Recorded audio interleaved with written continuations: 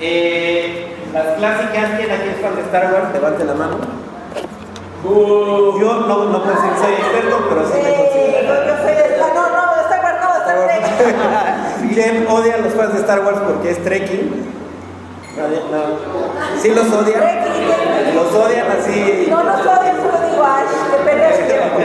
Si nos da tiempo, les voy a pedir que nos levantemos y luchemos, pero no sé si sea legal. Allá atrás, justo le pedimos a nuestros amigos aquí de Coffee and Dragons que nos habiliten una serie de armamento para que podamos luchar a muerte. Otras cosas, dijimos Star Trek, dijimos Star Wars. Vámonos por géneros. ¿Quién es fan de la fantasía? Okay. Algunos, bueno, yo también podría ser, que conozco muy poco. Miren, ya estoy grabando. Okay. Nada más llega 90, entonces pónganle play cuando diga 90 para que calculen una hora y media y todavía tienen Will. Okay. No, pues ya, empieza. Pues vamos a darle. Y bueno, ¿quiénes son de los míos? ¿Quiénes son fans de Tolkien? ¿O de Avatar? Y le hacen así, no, por favor, no. La próxima vez voy a traer un ejército de Tolkien. Tolkien. Avatar, ¿alguien es fan de Avatar? Fan de los dos, porque se tiene que hacer una pregunta para los dos. Bueno, sí. Avatar, el niño pelón, no los monos azules. Los dos, los monos azules a mí no. Bueno, ahora sí, eso es para irnos conociendo. De hecho, aprovecho esta pequeña encuesta rapidísima que hicimos, además de para ubicarnos, para hablar de eso que yo he querido llamar el fandom. O sea, ya ven como en la época de Sex and the City y eso se puso de moda hablar del gaydar, que es el radar que tienen los gays para ubicar a otros gays. Yo digo que tenemos lo mismo los fans. Un fan ubica a otro, así como en los primeros 10 segundos de una conversación, porque suelta algo, ¿no? Desde una vibra hasta ciertas referencias, etc. Y con suerte ubicamos a un fan de nuestro propio fandom, ¿no? Pero si no, sabemos que tenemos cosas en común por el puro hecho de ser fan. En fin, con esa breve introducción, con ese breve marco, vamos empezando a meternos en el asunto que nos ocupa hoy. Como ustedes verán, la mesa se llama Nerd Pride, Orgullo Nerd, cuando tu fandom se vuelve objeto de estudio. La idea es compartir desde nuestras experiencias, los que estamos aquí en la mesa, pero desde luego si ustedes tienen una experiencia similar, platicarla. Primero, quien, empezando como fan desde la adolescencia, probablemente desde la infancia, ha ido encontrando oportunidad de incluirlo en su vida profesional de una u otra manera, ¿no? O plantear una carrera a partir de eso, ya sea desde la academia, ya sea desde la creación, etcétera, etcétera. ¿Cómo ven si nos...? Bueno, ahorita levanten la mano. Quédense, vayan pensando en su experiencia para, después de que nos echemos una rondita, ustedes la abonen, ¿verdad? Habemos aquí algunos que ya lo hemos intentado hacer de forma, como una parte de la investigación académica. Es una línea de investigación que suele considerarse, como suele pasar con estos temas, parece que está solamente vinculada con el mundo anglosajón, pero desde acá, desde nuestra trinchera, definitivamente en Latinoamérica hay mucho que se ha hecho, pero todavía más por hacer, ¿no? Y desde luego desde la parte de la creación artística, literaria, plástica, etcétera, también hay mucho, ¿no? Y bueno, ¿qué más? Solo hay que pensarlo así. Las primeras fanfiction, si lo vemos desde este punto de vista, las primeras fanfiction que se escribieron, uno, son la Eneida de Virgilio, que era fan de Homero. Dos, Dante, que era fan de Virgilio y de toda la tradición medieval y clásica. Y ya vámonos para que, bueno, moderna sería el Quijote, ¿no? Un fan de la novela de caballería, que supongo que los novohispanitos me darían por decir eso, pero... Y también, y Tolkien, que algunos dicen que renegaba contra el fandom, otros dicen que estaba de acuerdo. Tolkien es un gran escritor de fanfiction medieval y mitológica, ¿no? Ya en el siglo XX. Es una forma de verlo, ¿no? No estoy diciendo que sea la única. ¿Y la qué? ¿Cuál es la única? Sí, también, pues. En realidad estamos hablando de formas de reescribir porque amamos un objeto, ¿no? Que ya está escrito antes de nosotros.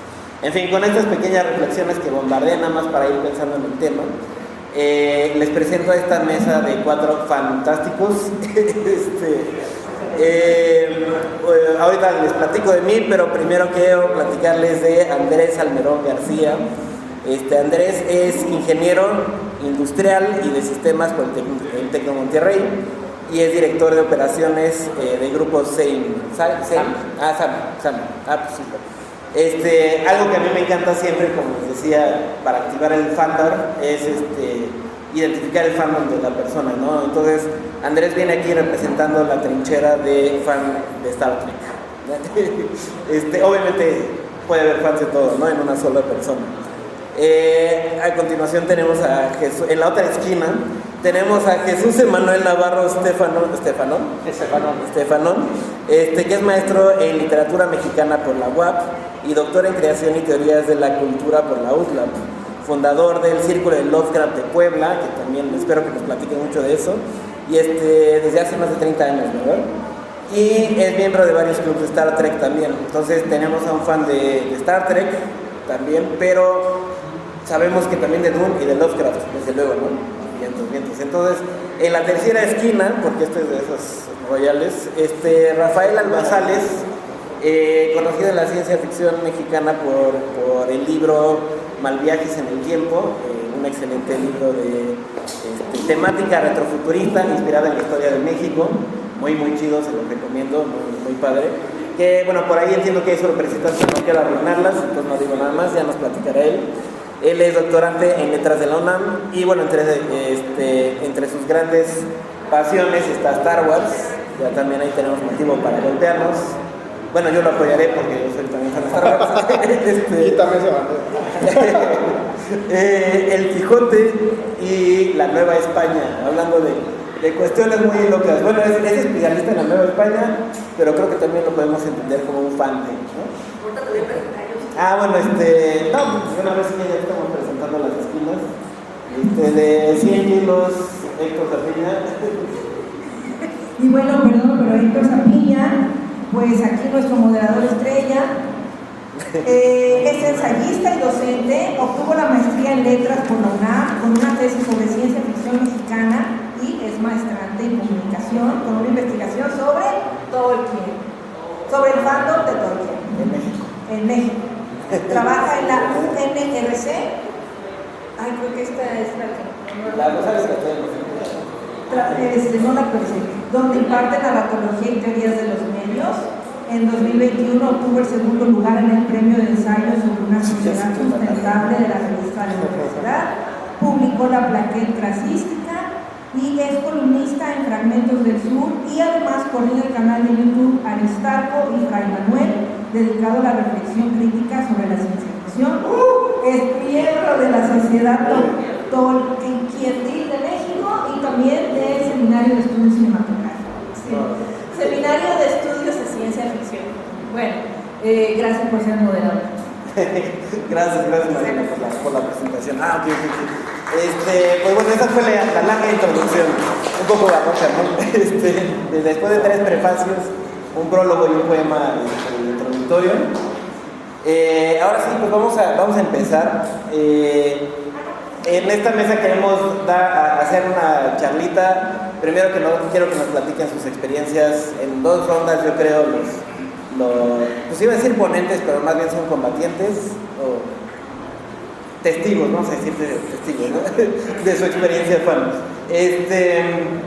Y después queremos también abrir el diálogo, ¿no? con ustedes. Entonces, para empezar, quería traer yo un par de ejemplos. Este es el mouse, ¿verdad? Sí. A ver si agarra el mouse. Cuestiones de la vida cotidiana. No sé si le puedes dar un clic, por favor. Bueno, sí, primero para ponernos de acuerdo. Rápido, 2 terminajos, porque hay mucho, si a ustedes les interesa este campo de estudios, que aparte se puede abordar desde cualquier ángulo y ahorita platicamos de eso. Mínimo para este ratito ponernos de acuerdo nada más en 2 cuestiones, porque hay muchas formas de llamar al asunto, ¿no? Por un lado, el fandom, que creo que todos estamos de acuerdo en que puede ser, es el conjunto de aficionados algún pasatiempo, persona, fenómeno o fenómeno en particular, ¿no? La mayoría ahorita aquí, por los ejemplos que estuvimos poniendo, vamos a coincidir en que somos fans de medios, de contenidos mediáticos, ¿no? Que dicho así, de hecho, me parece un poco reduccionista, pero bueno. Para no irnos por la beta también existe la afición deportiva y es toda una rama de estudios, y en México la vivimos y ya ahorita está muy latente, ¿no? Bueno, no hay cual latente, está explotando. También está la afición a un artista, a una figura pública, etc. Es un campo enorme de estudios, entonces para no irnos por esas ramas, vamos a hablar ahorita de aficionados o fans de textos de ficción, textos mediáticos. Si nos da tiempo, tratamos de definir el concepto de fan, porque también eso, van 30 años de esta rama de estudios y no se ha logrado un consenso en varias cosas, ¿no? Pero justo porque es muy dinámico. Y bueno, por otro lado, también hay 1000 formas de llamar al objeto, ¿no? Al objeto que nos aficiona. A mí en lo personal no me gusta tanto llamarle objeto, porque está muy cercano de decirle mercancía y nada más verlo del lado del consumo, ¿no? Cuando en realidad es un objeto de afección, como le llaman algunos autores. Entonces, yo se los propongo así porque soy amante de la semiótica, pero también suena un poco frígido, texto-objeto, pero en realidad es un texto-amor, ¿no? Porque nos enamoramos de una producción textual y creo que eso es una chulada, pero digo, si le quieren decir de otra forma, solo para tenerlo en mente. Entonces, por ejemplo, mi texto-amor es Tolkien o Avatar, ¿no? Texto-amor, Star Trek, texto-amor, bla, bla. Si quieren sacar el término, si no, nada más para entenderlos. Ahora sí, le puedes dar a la que sigue un par de ejemplos de la vida cotidiana. Sí, lo intenté, pero si no. Sí, muchas gracias por apoyarnos. Ejemplos de la vida cotidiana para no meternos en tanta engrudo terminológico. Conversaciones de WhatsApp, los stickers. Me interesa mucho pensar en los stickers y cómo tienen una función en nuestro discurso diario. ¿Cómo le vas a poner al título de tu trabajo? El autobús que tenía que ir rápido, ¿no? Si alguien ubica ese capítulo de Los Simpsons, hasta escucho a Homero, ¿no? Diciéndolo así. Y el sticker. ¿Le das al que sigue, por favor? Buenas noches. Y en vez de decirle buenas noches de vuelta, mando un sticker de Britney Spears en el video de Loki, ¿no? La que sigue, por favor. No quiero ir a la escuela. Y me encanta, aparte lo acabo de adquirir. Entonces, Dumbledore, no, en el príncipe mestizo, esa expresión nos dice todo sobre el sufrimiento, ¿no? Entonces, ¿qué está pasando aquí? Digo, aparte que es muy divertido. Esto que ya se volvió parte de nuestra vida cotidiana, en realidad es una estrategia que los fans introdujeron desde muy temprano durante el siglo XX a la vida y a la comunicación diaria, y no siempre fue tan bien convertido, ¿no? No nos da tiempo de hacer historia del fandom, pero el fan lo que hace es tomar códigos, tomar referentes del texto amor e integrarlos a su vida y comunicarse sobre él, ¿no? Sobre eso. Eso que es una estrategia además muy culta que aplicaban las personas muy educadas en la antigüedad, en la Edad Media y del Renacimiento, etc. Es algo que se ha producido en ciertos sectores de la cultura de masas desde el siglo XX y ahora se está expandiendo hacia el resto de las personas no fans, ¿no? No estoy queriendo decir que somos una élite, los fans, pero sí lo somos. No, más bien es una forma de comunicación muy sofisticada que se está expandiendo justo porque el mercado lo que está haciendo es fanatizar mucho a las audiencias desde el surgimiento de las redes sociales y demás, ¿no? Le das a la que sigue, por favor. Todo esto como un marco para que piensen ya a la hora de que vayamos platicando el asunto, ¿no? Y uno más. Entonces, imagínenselo así, este esquema lo hice así en mi cuadernito, está muy burdo, pero bueno, lo que va a hacer el fan es un juego muy interesante con el mundo. En primer lugar tenemos en el mundo la naturaleza, sobre ella trabajamos todos los días, sobre eso construimos lenguaje, ¿no? Le vamos asignando palabras, código, pensando prehistóricamente, etcétera, etcétera. Le vamos asignando un código a cada una de nuestras actividades. Desde luego aquí hay 27,000 cosas en el nivel del lenguaje. Esto es una discusión que ocupó a los filósofos todo el siglo XX y hasta la fecha. Pero el fan, y esta es mi gran propuesta para proponernos como la élite, no es que solo los fans lo hagan, pero para tenerlo así clarito, el fan sobre el lenguaje, desde el lenguaje, a través de él, crea otro código que extrae del arte y lo mete a la fuerza a la vida cotidiana, ¿no? Esto es un procedimiento muy interesante porque el fan lee al mundo, desde la naturaleza hasta sus actividades diarias, las lee a través de su texto. Es como si esto está, bueno, si yo soy fan de Rafael Albazales, no veo al mundo así ciegamente, tengo mis lentes y enfrente tengo el texto y aquí está el mundo, ¿no? Y ese filtro nos ocupa en toda la vida y por eso para nosotros sufrir por tener que levantarnos temprano para ir a la escuela nos recuerda a Dumbledore, ¿no? Si soy fan de Harry Potter. Entonces, eso altera los microsegundos de la vida. No nada más es algo que, voy a leer y voy a pensar en la ficción. No, la ficción nos acompaña todo el tiempo, ¿no? En la vida. Quiero que pensemos en este filtro que está en nuestra mirada a lo largo de toda esta conversación, ¿no? Y ahora sí, ya para no robarme más tiempo, traigo ahí unos ejemplos de mi fandom, pero mejor primero les doy la palabra a mis compañeros y ya después de irnos a estos. La siguiente presentación está aquí en este mismo archivo o voy a que cambiarla. Pues si quieren, ¿quién se anima primero en lo que cambia el PowerPoint? ¿Por qué no mejor si presentas tú primero? Bueno, presento yo primero para acabar la presentación. Yo porque me dio pena ocupar tanto el micrófono, pero bueno, me ayudas con la siguiente diapositiva, por favor. Gracias.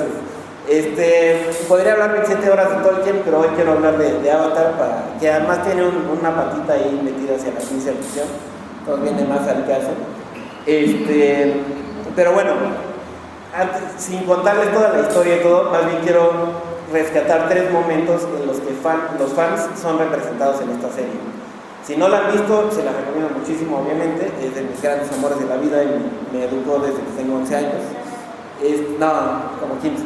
Pero algo que me encanta es que al menos una vez por cada una de las series o de los libros que se han producido y eso, los autores les ha interesado mucho representar a los fans. Aquí en el GIF que está a la izquierda, los héroes, que son Aang y sus amigos, van llegando a un pueblito, pero ya tienen cierto renombre porque han rescatado varios otros pueblos. Y cuando lo reciben, entre la multitud que lo recibe festejándolos, está este tipo que se pone tan loco que le sale espuma de la boca porque está viendo al Avatar, ¿no? A ver, la que sigue, por favor.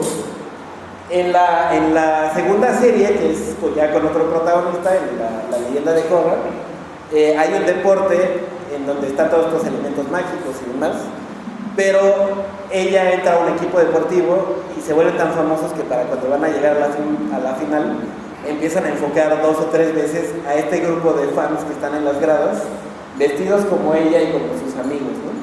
Ahí se alcanza a ver. Entonces son una especie de cosplayer incluido dentro de la serie, ¿no? Y la que sigue, por favor. Y en una de las novelas gráficas sucede lo mismo, ¿no? Ya después de que hubo una guerra y todo, llegan a un pueblo, están tratando de ir de negociar y resulta que hay un séquito de niñas que es súper fan de Aang y ya fundaron su club oficial de fans del Avatar, ¿no? Dentro de la historia, dentro del universo está el grupo oficial, el club oficial de fans. Entonces cualquier club que exista en este mundo no es el oficial porque ellos lo ganaron, ¿no? Y bueno, aparte de todo, la gran diferencia es que estas chicas se comportan más como un ARMY del K-pop que como los otros aficionados que habíamos visto, ¿no? Uno es deportivo y el anterior es un loco que va como a un concierto, ¿no? Entonces me encanta esto en la serie, digo, aparte que todo el universo es hermoso, pero me gusta mucho que lo representen porque estos creadores de la serie, así como pasó un poco con los Stranger Things, ya son personas que crecieron en un mundo en donde ser geek no solo era aceptado, ya no era perseguido, sino que era chido, ¿no? Y tenía su propia estética. Y ser fan de algo se absorbe y se va a la producción propia, ¿no? Entonces eso es hermoso y es un elemento que creo también se puede rastrear en varios de nuestros autores aquí en México, ¿no? De ciencia ficción. Ya en algún momento hablaremos de eso, pero es muy bonito porque si se fijan es un círculo de lenguaje, ¿no? El arte saca del lenguaje para producir su obra, ¿no? Luego el fan se enamora de la obra y extrae de la obra un código que aplica al mundo. Pero luego, sobre ese mundo ya pasado por el filtro del fan, surgen nuevos artistas que agarran ese mundo fanatizado y lo llevan de nuevo al arte. Y luego de vuelta nosotros nos enamoramos de ese arte ya fanatizado doblemente y lo extraemos. Entonces es un ciclo muy bonito, muy interesante, en donde vamos dejando huella en las obras de arte de cómo amamos a los textos, ¿no? Son cosas virtuales que no podemos tocar como las personas, pero nos acompañan todos los días, ¿no? Hay algo ahí casi religioso, pero hasta ahí lo dejo, hasta ahí lo dejo. Y ahora sí, ¿quién se anima a entrarle? ¿Quién? En esta primera ronda me gustaría que nos gustaría que nos platicaran un poquito del fandom, de cómo les gusta, qué obra les gusta, si quieren mostrarnos algún material. ¿Quién le entra? Yo tengo preparada una presentación, pero no sé si... Sí, si gustas entrar, te paso. O sea, de que la pongan en la diapositiva. Yo la pongo. Sí. Entonces, por favor, un aplauso para Andrés, que nos va a presentar algunas cosas sobre su taller. A ver, voy a presentarles. ¿Cómo se llama?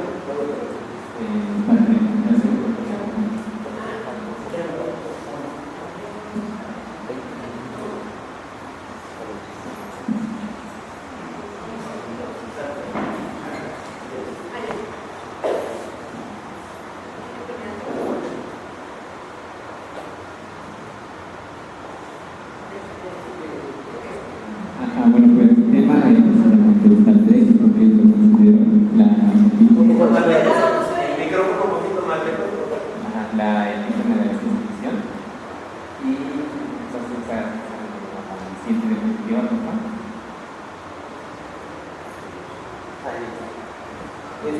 Cuando escuchamos el término ciencia ficción, pues generalmente pensamos en naves espaciales, aliens, robots, rayos láser, ese tipo de cosas, ¿no?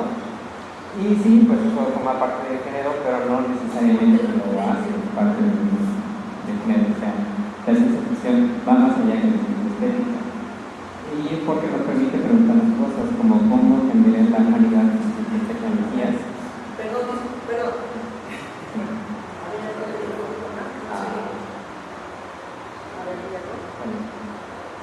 Grita, es que no sé. Bueno, puedes gritarnos un poquito. ¿Cómo cambiaría la humanidad con estas tecnologías? ¿Qué tipo de sociedad podemos construir? ¿Qué significa realmente el progreso? ¿Y cuál podría ser el futuro de nuestra especie? Y algunas historias no nos cuentan sobre los museos, pero otras lo usan para imaginar algo mejor. Y aquí es donde entra Star Trek. Porque Star Trek no solamente presenta naves espaciales y exploración galáctica, sino una visión de la humanidad donde logramos superar muchas de nuestras divisiones y problemas, como las guerras, la pobreza, prejuicios y odio. Un futuro donde la ciencia sirve para mejorar la vida, no para destruirla o controlarla. Y por eso mi propuesta hoy es el siguiente, que Star Trek es un mejor ejemplo de lo que la ciencia ficción puede ser, porque no solo entretiene, sino que también nos gusta reflexionar, nos inspira, construir un universo coherente y complejo, y sobre todo se atreve a imaginar un futuro optimista en una época donde es cada vez más raro. Pero antes tenemos que definir en sí qué es la ciencia ficción.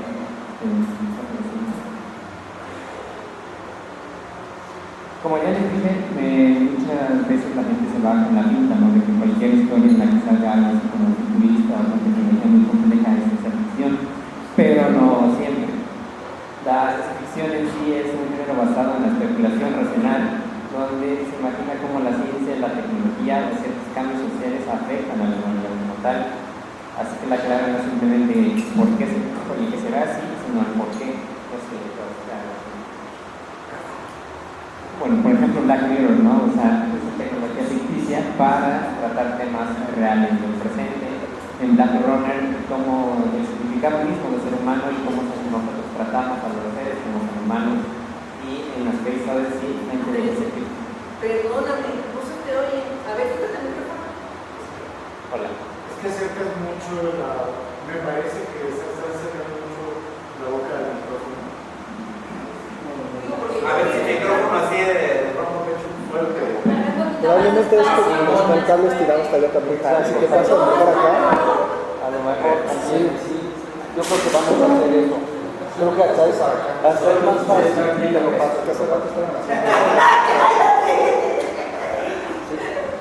Yo creo que está más fácil porque puedes ver. ¿Ya me escuchan bien? Es que necesitas modular la voz un poco más despacio y un poco más fuerte. Ok. ¿Ya me escuchan? Bueno, como les decía, y a este hizo decir donde tratan temas como inteligencia artificial y la evolución humana y nuestra relación con la tecnología. Y en todos estos casos la tecnología no solamente es decoración, sino una herramienta para analizar ideas humanas, filosóficas y sociales. Y puedes darle la siguiente, por favor. Y como ya les dije, no todo lo que incluya tecnología así avanzada es necesariamente ciencia ficción. Por ejemplo, Star Wars pues igual tiene robots, naves, armas láser, todo ese tipo de cosas, pero en sí pero ya no era necesario, Pero sí su estructura es de la fantasía, porque su tema verdadero es la lucha del bien y el mal, ¿no? Tienen temas como el destino, el heroísmo, ¿no? Y en cambio la ciencia ficción se suelen preguntar cosas como ¿qué pasaría si X tecnología existiera? ¿Cómo eso impactaría nuestra sociedad? ¿Qué consecuencias tendría y qué revela sobre nosotros mismos? Y por eso es que precisamente Star Trek se destaca dentro de este género, porque utiliza esta tecnología no solamente como un escenario de aventuras, sino para preguntarse cosas sobre religión, ética, autoritarismo, ciencia, exploración, diversidad y el futuro de la humanidad. En otras palabras, Star Trek no solo ocurre en el futuro, sino que imagina el futuro seriamente. Pues, y ahora una breve historia de Star Trek, para que tal vez lo entiendan un poco más como sabían. Pues Star Trek empezó como una serie de televisión de 1976, creada por un guionista que para ese entonces formaba parte del movimiento hippie llamado Gene Roddenberry, y que quiso hacer algo diferente para la televisión, ¿no? O sea, la serie nació en un contexto de la Guerra Fría, ¿no? O sea, la carrera espacial, tensiones militares, tensiones raciales y sociales en Estados Unidos. Y mientras otras historias imaginaban el mundo lleno de peñaderos, Star Trek fue más allá y se imaginó el mundo mejorando con el tiempo, ¿no? Porque la serie original trataba las aventuras de la nave Enterprise, pero en sí el tema no eran solo las aventuras solas, sino la visión que mostraban. Por ejemplo, desde el primer episodio ellos ya mostraban algo que hoy en día sería considerado woke, ¿no? Ya saben la palabra. Como por ejemplo tener una tripulación multiétnica, ¿no? Tenían un capitán estadounidense, un piloto japonés, poquito después de haber luchado contra ellos en la Segunda Guerra Mundial, un oficial ruso en plena Guerra Fría y también una oficial afroamericana, cultura, igual en pleno movimiento de los derechos civiles, ¿no? Y la actriz que la interpretó, Michelle Nichols, de hecho pensó abandonar la serie, pero Martin Luther King la convenció de quedarse tras decirle que inspiraba a millones de personas. Pero bueno, a pesar de ello, pues la serie no tuvo buenos ratings, la cancelaron a las 3 temporadas, pero después pasó algo que se llama sindicación, que es cuando repiten los programas ya, no necesariamente en su cadena original. Háganme cuenta así como las repeticiones de la familia Peluche, ¿no? Hoy en día. Sí. Y ahí fue cuando la serie realmente empezó a ganar tracción. O sea, consiguió una base de fans muy grande y muy dedicada, y que sinceramente fue el primer fandom de la historia, ya formal, como se conocemos hoy en día. Fueron los primeros que realizaron cosas como cosplays, convenciones, fanfics, fanzines, también el tener un nombre para la comunidad como tal, ¿no? El Trekkies, y el intervenir en la producción misma de la serie mediante cosas como peticiones. Y pues ya, luego la Star Trek regresó primero como películas, después con otra serie, y con el tiempo se va expandiendo a básicamente cualquier medio, producto que se imagine, y hasta la fecha sigue existiendo, ¿no? Porque, y gracias a eso es que es la franquicia de ciencia ficción más importante e influyente, al menos en mi opinión. Ahora después y ahora el contexto dentro del universo, ¿no? O sea, en sí la serie está ambientada varios siglos en el futuro, ¿no? Y muestra la tripulación de X o Y nave y cómo van viajando, ¿no? por la galaxia explorando diferentes planetas, ¿no? Ellos forman parte de un, llamémoslo, país que se llama Federación Unida de Planetas, que está conformado por la Tierra y otras especies alienígenas, todos aliados por el bien común. Y la organización en la que los personajes generalmente forman parte se llama Flota Estelar, que no es una organización militar, es una organización de exploración, ciencia y ayuda humanitaria, también diplomacia y en cierta medida incluso cultural, ¿no? Porque ese es el principal elemento que distingue a Star Trek de muchas otras franquicias de ficción, no solo de ficción, sino ficción en general, que la trama no gira en torno a la violencia, ¿no? De pelear contra X o de enemigos, sino en cuanto a dilemas, ¿no?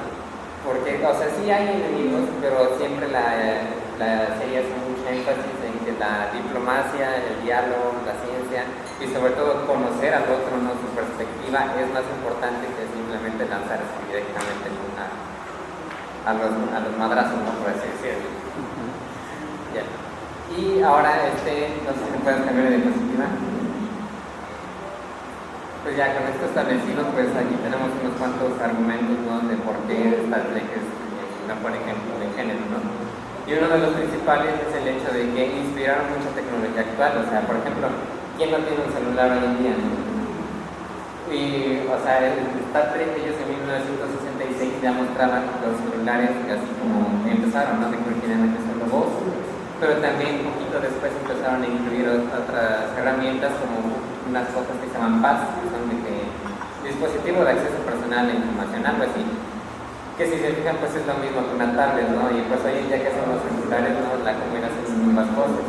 También ya de ellos desde entonces ya mostraban en conferencias, ¿no? Por videollamadas, y también inteligencia artificial, ¿no? Por ejemplo, de que le pedían a una computadora que hiciera algo, y pues hoy es lo mismo. Hoy en día Apple Siri, o Alexa, o incluso ChatGPT.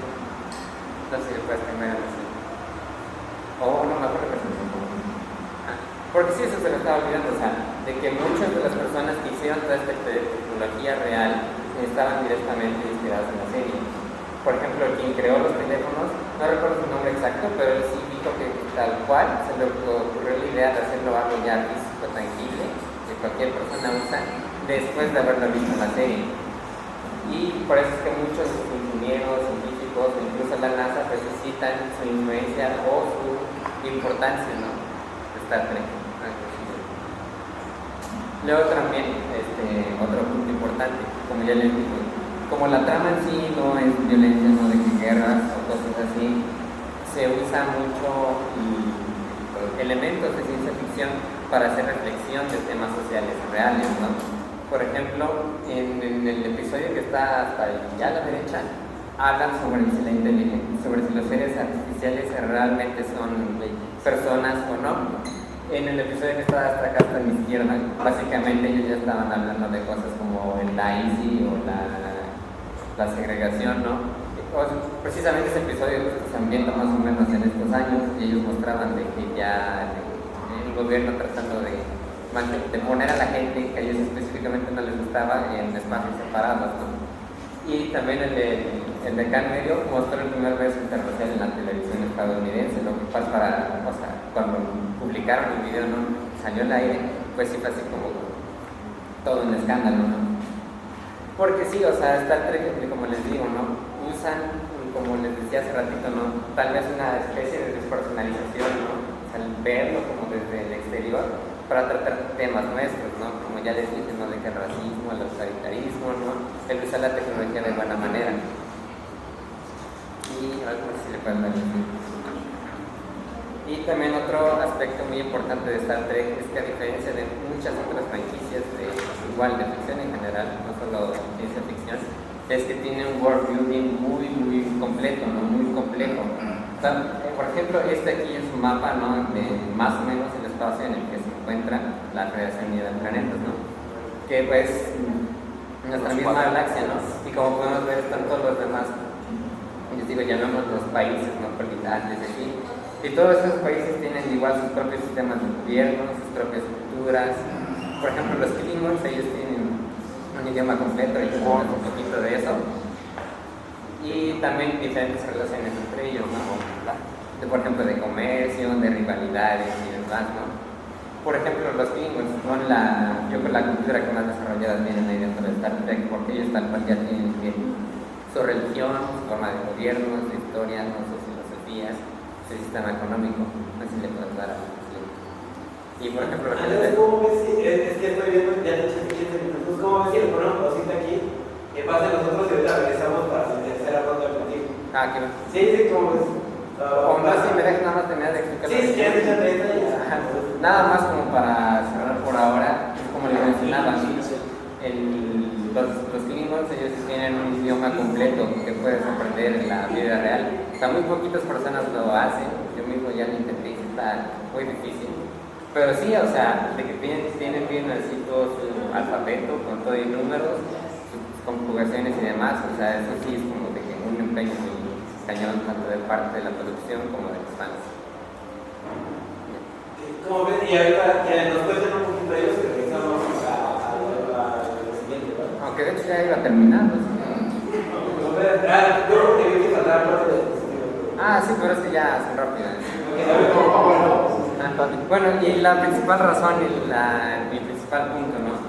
Es que, o sea, a diferencia de muchas otras franquicias de ciencia ficción, o sea, Star Trek siempre hace mucho énfasis en pensar que el futuro puede ser mejor, no peor. Como lo mencionaban hace rato, ¿no? De que, o sea, imaginar que en vez de que una nueva carrera espacial se vuelva nuevamente una lucha de recursos, ¿no? O incluso que ahora hasta corporaciones le entren, ¿no? Para básicamente esclavizar a la gente que trabaja para ellos en el espacio. Star Trek no hace eso, hace algo más difícil, es decir, que podemos trabajar todos juntos como especie, sin importar nuestras diferencias, e incluso con otras especies, para crear una sociedad que realmente le beneficie a todos. Y pues sí, o sea, esa es la razón por la cual a mí me gusta tanto, porque o sea, sí, uno suele ver mucho de las noticias y pues se deprime, ¿no? Y en cambio ver que alguien al menos imagina un futuro mejor, que sí se inspiran, que no se falta así. Y pues ya, esa es mi conclusión, ¿no? Que Star Trek no solamente representa mejor a la ciencia ficción porque engloban todos los aspectos que realmente es la ciencia ficción, sino también de que va más allá y lo hace todo de manera positiva, y más en estos tiempos, ¿no? Que ya hay mucho nihilismo y cinismo. Y aparte es súper interesante que, bueno, me ayudas a pasarle. Le puedes dar al último de Ya debe funcionar el mouse, ¿eh? Sí, funciona igual. Ya. Sí, aparte es muy interesante que en el caso sobre todo creo que con Star Trek y Star Wars, vemos como los dos caras de Estados Unidos, ¿no? Gracias, muchas gracias. Sí, creo que con Star Trek y Star Wars vemos mucho las dos caras de Estados Unidos, ¿no? La propaganda y la crítica, La güey. propaganda. Pues sí, no, en Star Wars vemos la parte bélica, la parte que desearían que hubiera una rebelión, y por otro lado el esfuerzo por mantener la ONU como sistema democrático, ¿no? ¿Cómo ven si pasamos con Jesús? Sí. Ahora, sí, con Jesús y No, yo no tengo presentación. ¿y tú traes presentación? Yo entonces traigo- me quedo aquí. Ya me quedo aquí, ya no hay presentación. Ya. Va. No, yo no traigo tampoco. No, ya está. Entonces, pues vamos con Jesús. No sé si nos vas a hablar de Dune, de Lovecraft o de todo un poco. Yo estoy muy emocionado. Todo un poco, pero primordialmente de... Bien, nos va a hablar del texto y acuérdense, la siguiente ronda de conversación es cómo ese texto se ha integrado a nuestras vidas, ¿va? Entonces, muchas gracias. Un aplauso para Jesús, por favor.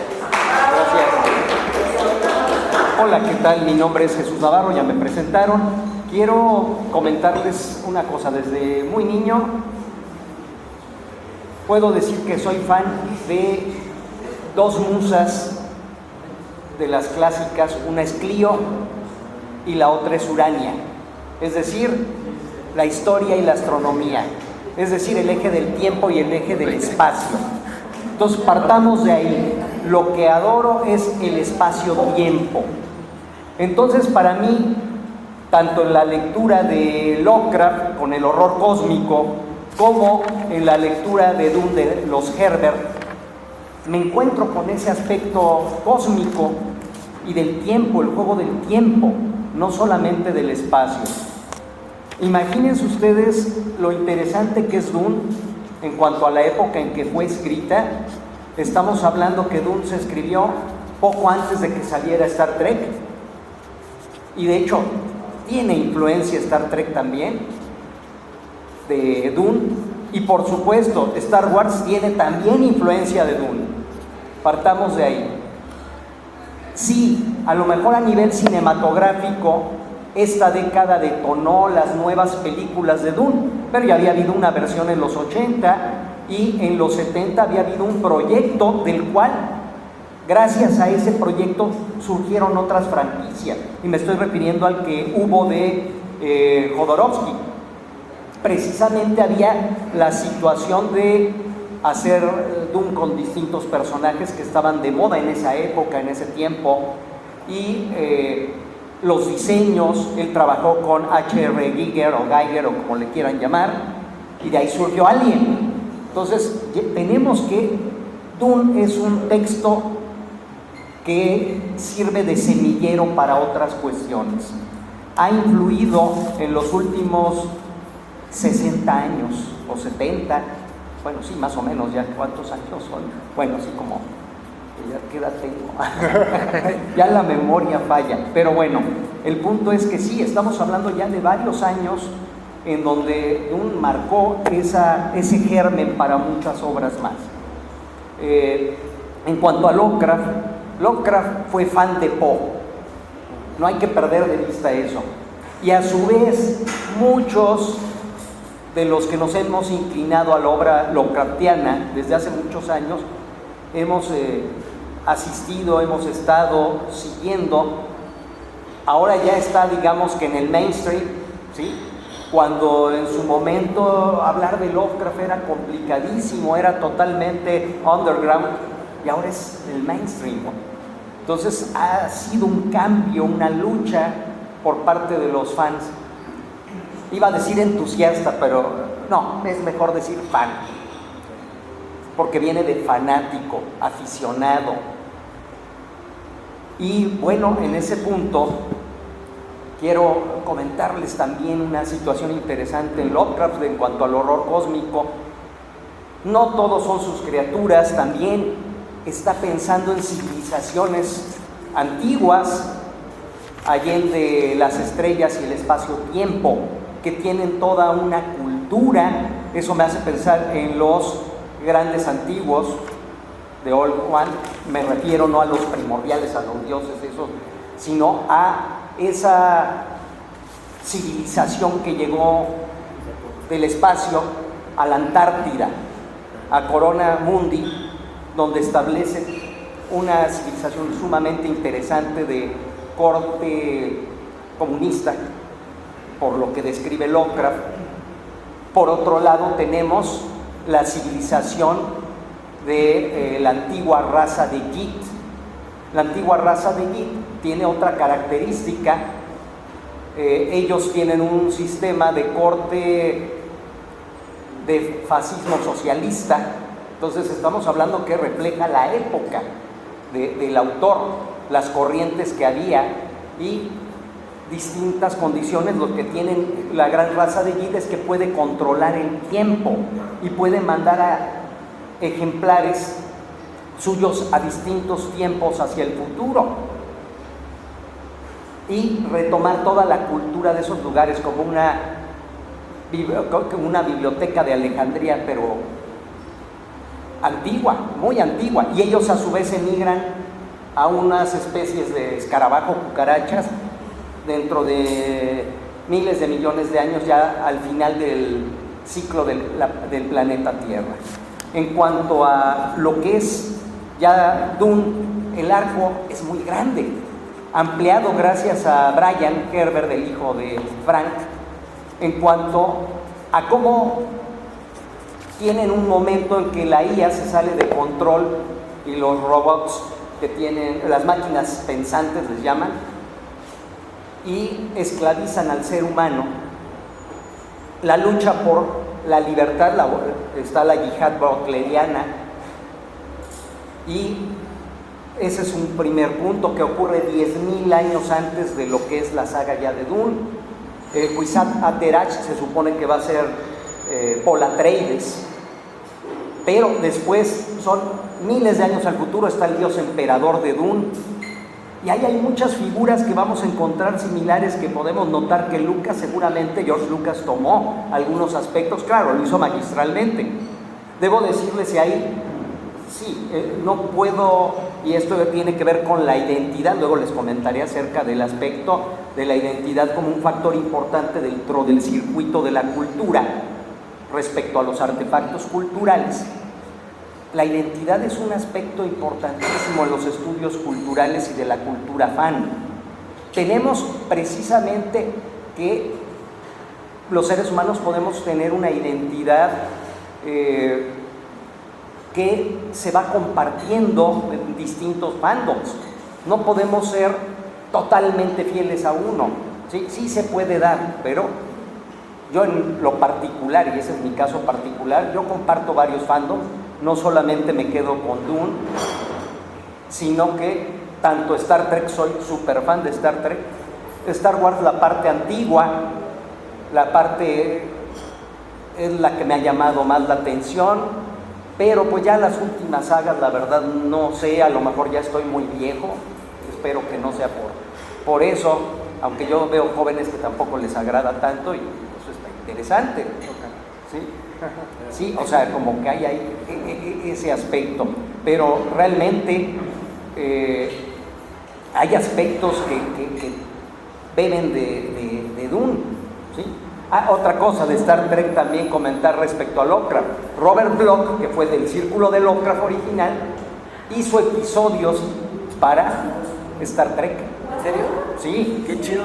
Sí, incluso se hace referencia a los primordiales en una de la serie original. Hay otro que habla sobre una especie de ente que es como un Jack el Destripador, y ese también lo escribió Robert Bloch. Entonces sí, ahí tenemos una cuestión importante, ¿no? de influencias de los autores. Y quiero comentar, bueno, aparte ya nada más para terminar en cuanto a cuestiones que soy fan. Sí, me gusta Star Trek, por supuesto, pero pues también me gustan sagas como la de Los Cazafantasmas, donde juntan tecnología con terror. Me gusta también, en cuanto a la fantasía épica, obviamente Robert E. Howard, amigo de Lovecraft, pero también puedo añadir a George R.R. Martin. Me gusta mucho la forma en que escribe y cómo es crudo y cómo te refleja una cuestión histórica también reflejada en fantasía. Podemos ver cómo los personajes coinciden con cuestiones de la realidad. Cuando hablamos de Aegon el Conquistador, es Guillermo el Conquistador. Sí, ahí hay muchas referencias históricas también con George R.R. Martin. Y bueno, lo menciono por más adelante hay una parte así que podríamos tratar. Bueno, eso es en cuanto a mi intervención en este momento. Cedo el micrófono. Gracias. Bueno, pues en cuanto a mis fandoms, yo tampoco tengo uno solo. Y creo que es muy de fan justamente querer o intentar, ¿no?, convencer a la gente que no es fan que tu fandom es el mejor, ¿no? Yo no voy a tratar de convencerlos ahorita de que Star Wars, que es mi mayor fandom, es el mejor.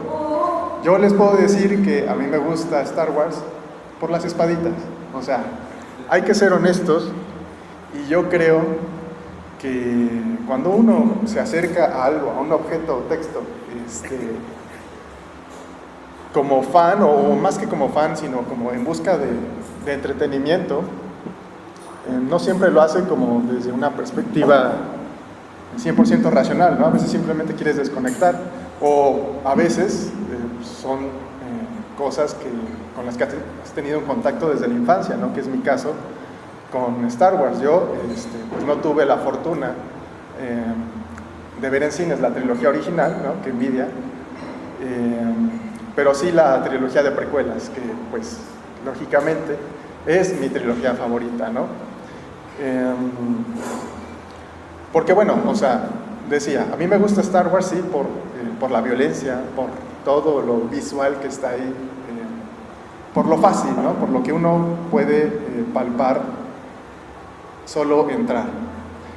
Pero después obviamente te clavas, vas viendo y reviendo y revisitando el texto, y ya es que puedes ir apreciando mejor, ¿no? Y en esas lecturas uno puede llegar a cuestiones como las que nos expuso nuestro compañero Andrés, que te ayudan a amar más a tu fandom, ¿no?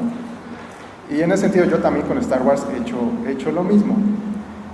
Ahorita no me quiero meter en esos asuntos, aunque sí mencionar esto con lo que bromeábamos hace rato, que yo creo que en cuanto a Star Trek y Star Wars, yo creo que sí, la visión del primero es más como la parte de la propaganda gringa, en el sentido de vamos a hacer todos el imperio universal agarraditos de las manos, y el otro Star Wars es la crítica de un imperio, una democracia, ¿no? O más bien, no, perdón, un imperio disfrazado de democracia, en fin.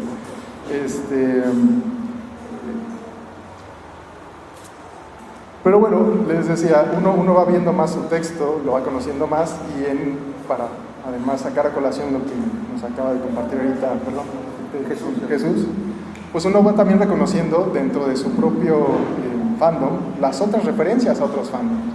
Y en ese sentido, pues inevitablemente hay que reconocer que en tu fandom, en tu objeto texto, es que ya me gustó ese texto amor.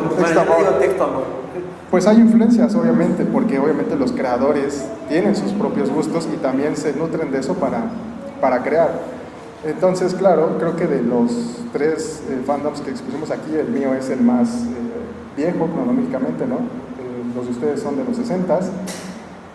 La primera novela de Dune se publica en 60 algo, 64. y el primer episodio de Star Trek 66, la primera película de Star Wars es el 77, entonces obviamente Lucas va a tener influencias de Dune y de Star Trek, como de muchas otras cosas, ¿no?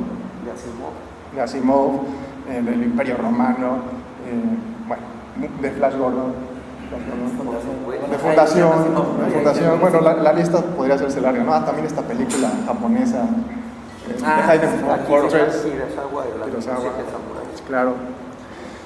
Y bueno, traigo esta colación para mencionar a mis otros fandoms, ¿no? Me presentó Héctor al inicio como también un fan del Quijote y de la Nueva España. Del Quijote, claro que sí me asumo como tal. Es un texto que me gusta mucho, que me gusta mucho, pero al que no me he metido, digamos que desde la academia per se, en parte porque le tengo mucho respeto y porque ya está casi todo dicho. Pero que en esos mismos textos uno puede reconocer este mismo mecanismo, que creo que es el mecanismo en general a través del que trabaja el arte, o sea, no solo la literatura, el arte en general. Yo recuerdo mucho una profesora que nos decía, es que la literatura viene de la literatura. Claro, la Eneida viene de Virgilio imitando a Homero. El Quijote viene de Cervantes imitando los libros de caballería. Star Wars, bueno, viene de Lucas imitando todo lo que él conocía de ciencia ficción y fundió con su propia visión en su propio producto. Entonces, bueno, simplemente quería sacar esa colación de cara a la segunda intervención que tendré. Y bueno, no mencionar nada más que la otra que mencionaron, que también se verá presente en esta segunda intervención. Yo no sé si considerarla tanto como un fanatismo de mi parte, porque es realmente algo a lo que me dedico, que es a estudiar la literatura de la Nueva España. Pero bueno, es cierto que ahí, cuando uno, bueno, depende, ¿no? Pero idóneamente uno trabaja en lo que le interesa. Y en ese sentido, quizá podría decirse que sí soy fan de la Nueva España, aunque es algo como que muy general y vago, y quizá podría decir que soy más bien fan de ciertos autores novohispanos, ¿no? Pero bueno, ¿ahí mejor? ¿Ahí mejor? ¿Ahí? ¿Sí? ¿Ahí? piramidal funesta de la tierra nacida sombra, al cielo encaminada, de vanos obeliscos punta altiva. Ese, por cierto, es uno de mis grandes fandoms de la Nueva España, el primer sueño de ser urbano. Pero bueno, ya con esta como mi primera intervención. Muchas gracias. Sí, bueno, pues, a ver, déjenme ver por dónde empiezo. Bueno, primero por una confesión, son parte de un experimento social. No es cierto. Pero me es inevitable, ya introduciendo la segunda parte. Primero, qué lástima, ya se nos fue una fan que quería hablar ahí pero no me acuerdo, no sabía no sé qué nos iba a platicar, pero bueno, ya después le preguntaremos. Pero bueno, introduciendo un poquito la segunda ronda de preguntas, es como más bien qué experiencia hemos tenido, pues todos nosotros ya más o menos dijimos, ¿no? En la infancia, en la adolescencia, en la juventud, dimos con un texto, ¿no? Y el que nos enamoramos y como que lo empezamos a incorporar de diferentes formas, ¿no? A nuestra vida. Y pues entre ellas yo aproveché, por ejemplo, que soy muy fan de Tolkien y que empecé a perseguir por ahí a un grupo de aficionados de Tolkien en México y se volvió el objeto de estudio de mi tesis, ¿no? De maestría. Y dije, pues qué chido, si le dedico tanto tiempo a esto y me provoca tantas ideas, pues le meto metodología, se vuelve mi tesis, ¿no? Y de hecho eso me motivó a acercarme a ellos, ¿no? Yo no me había unido a la comunidad hasta ya empezando la investigación. Y me he integrado y ya hemos trabajado, etc. Entonces me es inevitable un poquito a la hora de estarlos escuchando platicar, decir, ok, esto nos habla sobre la ética del aficionado, ¿no? O esto nos está hablando sobre su código político, etc. Ahorita les digo algunas de las ideas que tengo al respecto, pero lo que me parece muy interesante es que del amor a un texto, o sea, de algo que nos apasiona porque buscábamos entretenimiento, como decía Rafa, y de repente más que el entretenimiento se volvió algo muy cercano a nosotros, de repente sobre eso empezamos a construir un código de ética, que creo que lo veo mucho en los trekkies, una visión política o una forma de problematizar la política. ¿Qué otra noté por aquí? Bueno, y eso de la repetición ritual, o sea, una cosa es voy al cine una vez y me gustó un chingo la película, ¿no? Pero la otra es me gustó tanto que voy a leer todos los libros y mensualmente voy a hacer tal y tal. Yo, por ejemplo, los 16 de diciembre veo El Retorno del Rey de Peter Jackson porque lo vi por primera vez el 16 de diciembre de 2003, ¿no? Y entonces es una especie de cosa ritual que hace uno personalmente, empieza a compartir. Esas prácticas repetitivas que tenemos como fans, primero, o sea, si lo vemos feo, tiene que ver con un mundo en el que ya no hay verdades, entonces estamos buscando construirlas nosotros y empezamos a construir prácticas religiosas porque las religiones tradicionales ya fallan, ¿no? Eso es interesante de pensar, pero por otro lado más bien también habla de una inercia cultural, ¿no? Mínimo en Latinoamérica, aunque no seamos creyentes en una fe, tenemos una serie de prácticas religiosas que nos rodean y entonces así interpretamos un poquito el mundo, ¿no? Todo eso se me hace muy interesante, muy bonito para platicarlo, y yo voy tomando nota de lo que dicen para mi tesis, pero más allá de eso, pregúntenme, platíquenos cómo lo han integrado a su vida, si está en su trabajo profesional, en su investigación, en la decoración de su casa, no sé, a lo mejor los regalos que le dan a sus parejas, no sé, ustedes platíquenos. ¿Quién le entra primero? Pues como íbamos, ¿no? ¿Sí quieren como íbamos? ¿O de regreso? ¿De regreso? Sí, de regreso. Bueno. Para cambiar la dinámica. Porque habrá que cambiar porque sí se altera cuando se estira hasta allá. O sea, sí te vas a tener que pasar. Bueno, pues es como sándwich, ¿no? Acabo de hablar y... Bueno, pues yo la manera en la que he integrado estos fandoms en particular, principalmente ha sido desde la creación, porque bueno, tratando de responder a la consigna inicial de Mariana, que fue, pues, expon sobre tus fandoms, yo me quedé pensando, pues, yo a diferencia, por ejemplo, ahorita lo escucharán con Héctor y con Jesús, ¿sí, verdad? Con Jesús, ellos pues sí que han estudiado académicamente sus fandoms, es como ponerse esos lentes de los que hablaba Héctor hace rato, y quizá otro par de lentes encima de esos para como poder ver la Matrix detrás de eso, ¿no?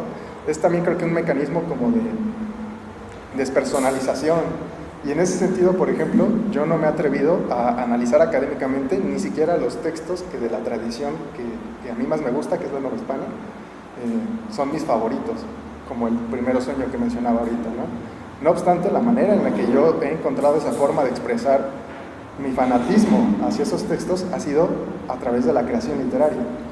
Y entonces, pues Star Wars y el Quijote y la Nueva España también, a través de un autor muy particular, que es Fray Manuel de Rivas, el Cicisio Mayor, pues fusioné todos esos gustos en un cuento que aparece en este librito, que ustedes lo pueden encontrar en línea porque se publicó primero en la revista Marabunta, se llama, y cacharán la referencia de inmediato, El sublunar caballero Don Celenote de Tlaxcala.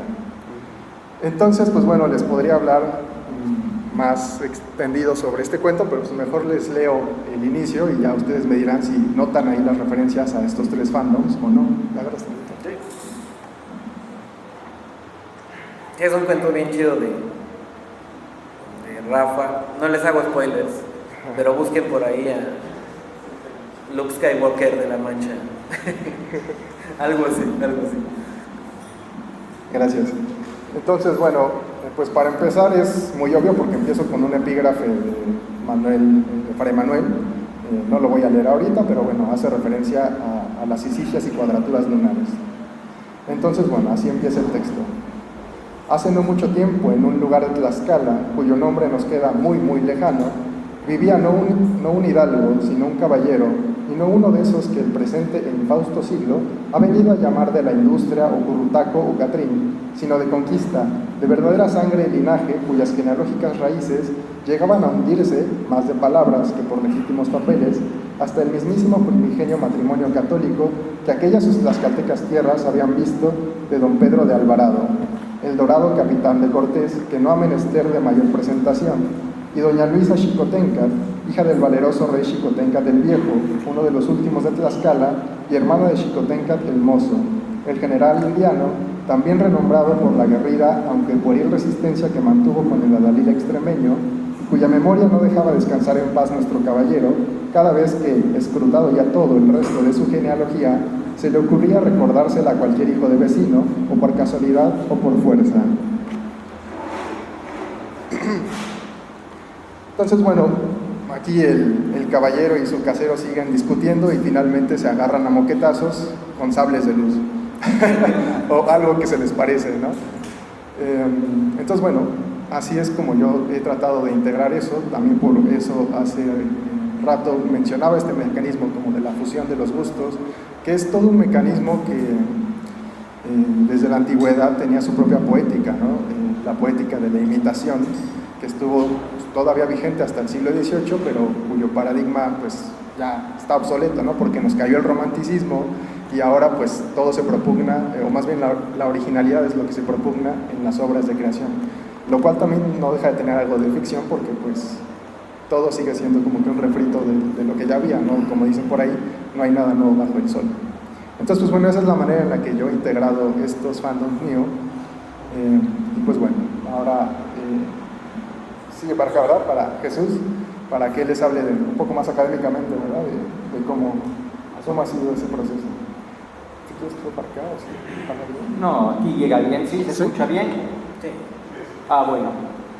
Bueno, yo quiero comentarles algo importante en cuanto a esta cuestión de los fan. Para mí realmente estudiar a la comunidad de Dune, como es incipiente para este momento en cuanto a las películas, realmente son más los que siguen la saga de novelas desde hace más tiempo. Era de culto, de nicho. Y aquí voy a la categoría que menciona Camille Bacon Smith al respecto. También hay otros autores como Henry Jenkins, autor de fans, blogueros y videojuegos, Convergencia Cultural, y también tiene otra que se llama Los Piratas Textuales. Son obras que hablan del mundo fan desde los estudios culturales. En este sentido, yo lo que sí estudié de campo, esto es apenas lo voy a estudiar, lo de Dune, En todo caso, he estudiado más, he hecho investigación participativa tanto de Star Trek como de la comunidad Lovecraftiana. Sí, hace más de 30 años creamos el Círculo de Lovecraft Puebla y seguimos aquí todavía. Ya no hemos hecho tanta labor como en otras épocas, pero pues he tenido oportunidad de participar en convenciones en Estados Unidos sobre Lovecraft y al menos participé en 3 y como parte de mi tesis de doctorado en creación y teorías de la cultura en la UDLAP, estudié esas convenciones. Me guié mucho con esta autora Camille Bacon Smith porque ella hace todo un tratado sobre Star Trek y cómo se dan las convenciones, y ese es un aspecto que a mí me pareció muy relevante.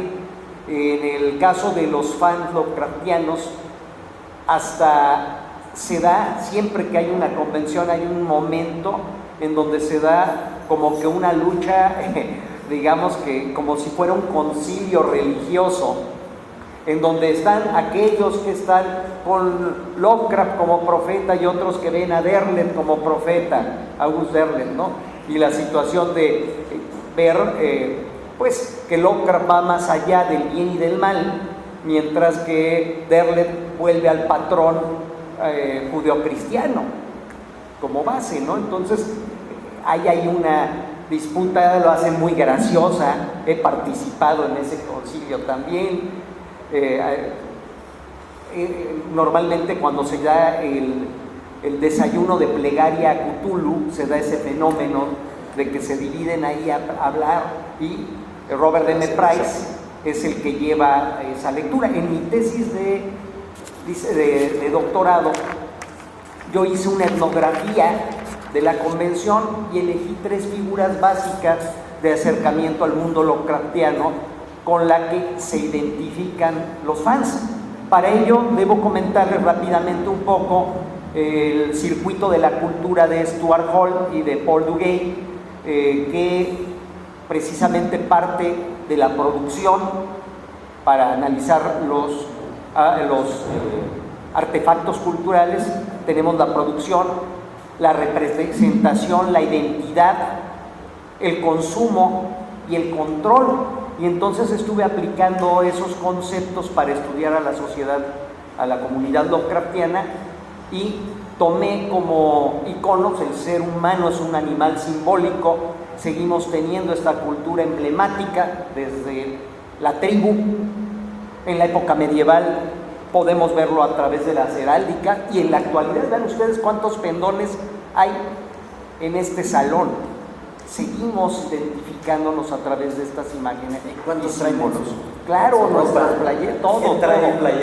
Entonces nos gusta identificarnos así, y ese es un factor muy interesante. Camille Bacon Smith nos habla precisamente del fandom de Star Trek, cómo se dan las convenciones, qué cosas son comunes ahí. Nos habla de nicho y de lo que es de culto como base para pues tratar este punto. Y se nos habla también de las identidades de vestimenta. Ese era el término que había yo reservado para este momento.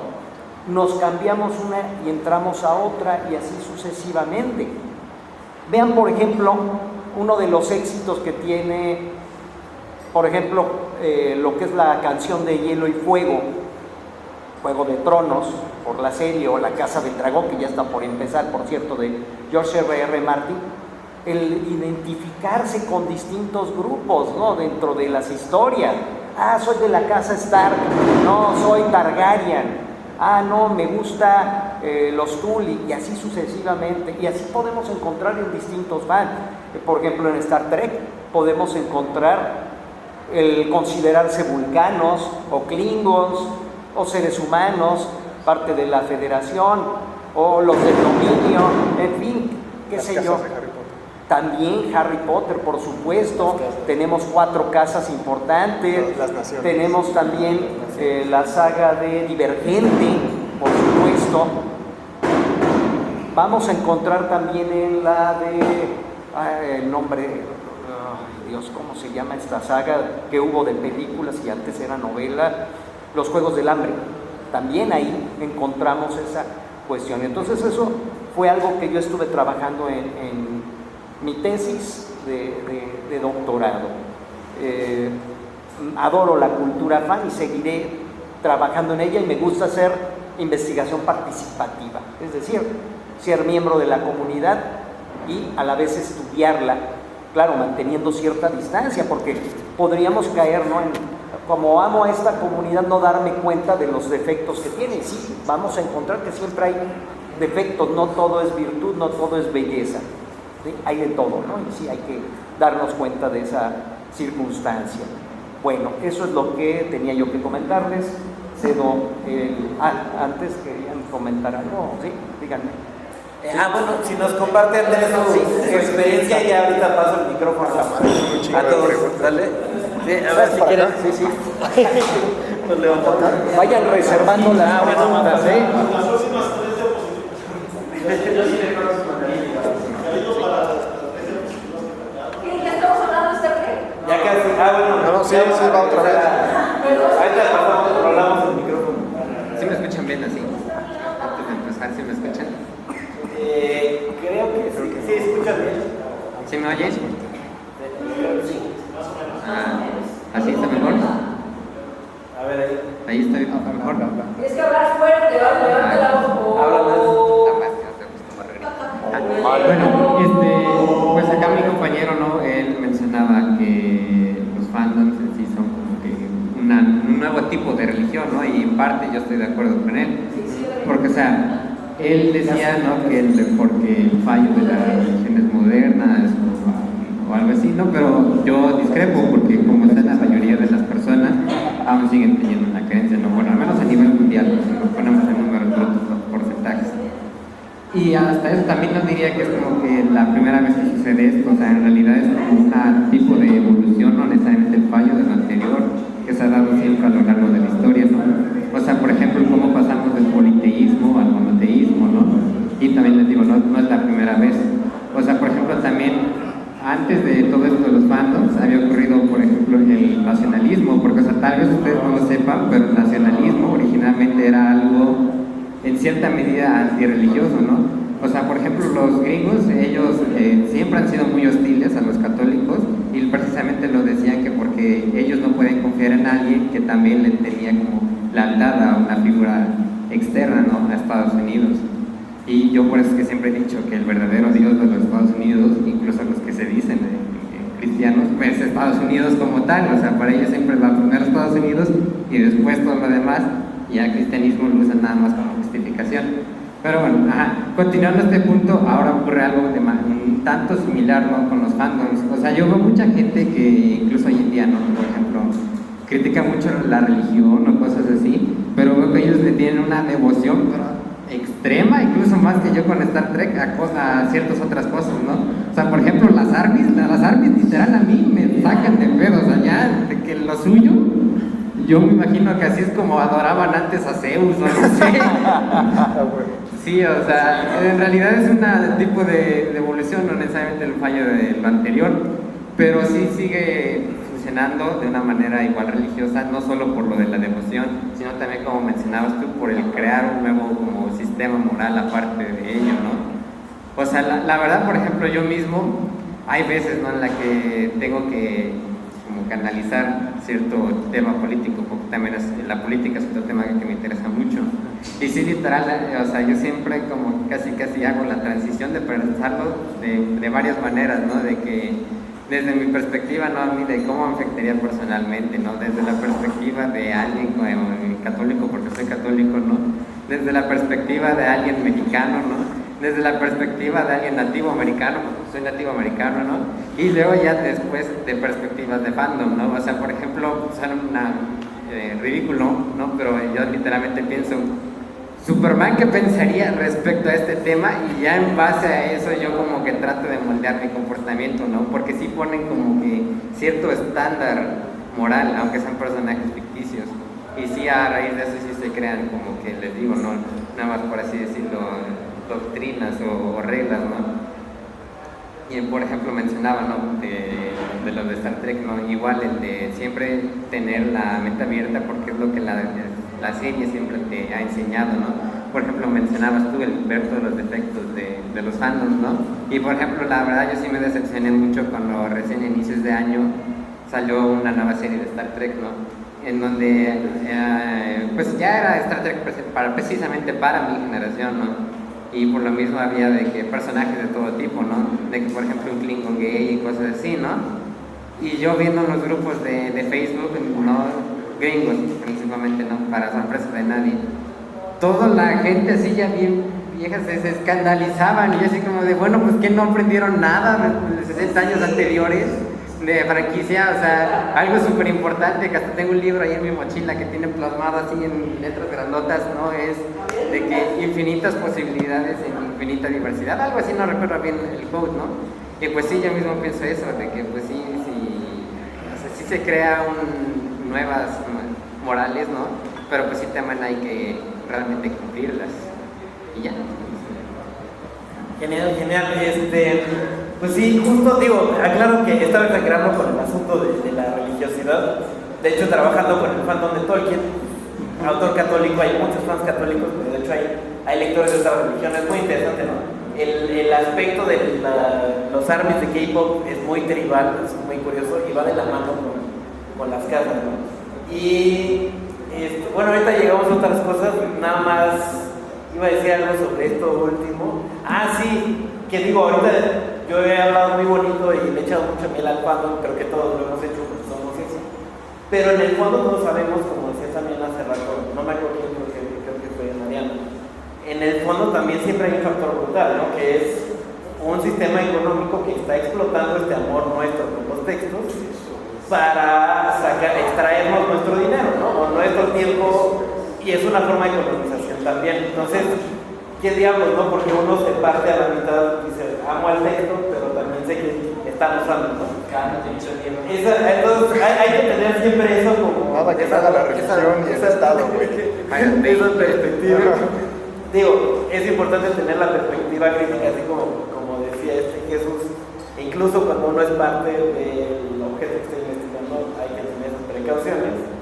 Y justo, ¿no? Hasta qué punto, por ejemplo, como pasó con Acolyte en Star Wars, trataron de ponerle demasiado, porque a mi punto de vista ahorita nos peleamos. No he visto la de Star Trek, entonces ahí no puedo opinar. Pero con Acolyte creo que sí forzaron demasiado la cuestión de la inclusión, cuando en otros momentos lo han hecho de manera mucho más. Bueno, Avatar, antes de que BlackRock patrocinara la ideología progre, Avatar ya tocaba estos puntos de manera muy clarita. Y digo, simplemente el personaje más poderoso del universo de Avatar es una niña inválida, ¿no? Y es el más poderoso y nadie tuvo que pagarle para decirle algo. No, estaba ahí y la idea de la diversidad estaba ahí muy bien representada. En fin, solo para sacar navajas y meter temas y más temas. Hago una pregunta, si quieren hagan mi caso, si no, no. Bueno. ya para soltar el micrófono. Ahí les va una. Yo tengo la teoría de que el fan se mimetiza con su texto. Entonces, los Warsies, los fans de Star Wars, tienden a ser más peleoneros y agresivos porque su saga es sobre peleas y agresión. Mientras los Trekkies son mucho más, tienen un código de ética. Bueno, de hecho las naves de tripulantes de fans en México, hasta donde Marta Camacho lo platicó por ahí, tienen que respetar un código de ética antes de ser aceptados en el fandom, ¿no?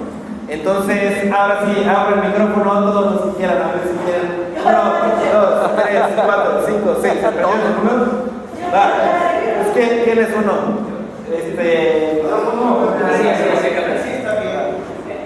Ya, platiquen. Yo tengo dos preguntas son para los tres. Es bien específica y eso lo estaba comentando al final. La mitad de la primera pregunta es ¿qué opinan de los fandoms tóxicos? ¿De los qué? Fandoms tóxicos. No acaba la pregunta, espera, se va a poner peor. No, el fandom tóxico, ¿no? Las peleas que tenemos entre fandoms. Me acuerdo mucho, oír a Vicentico decir que de pronto se había vuelto como hinchas de fútbol de Boca contra whatever. En Argentina los conciertos, ¿no? La violencia, los hooligans.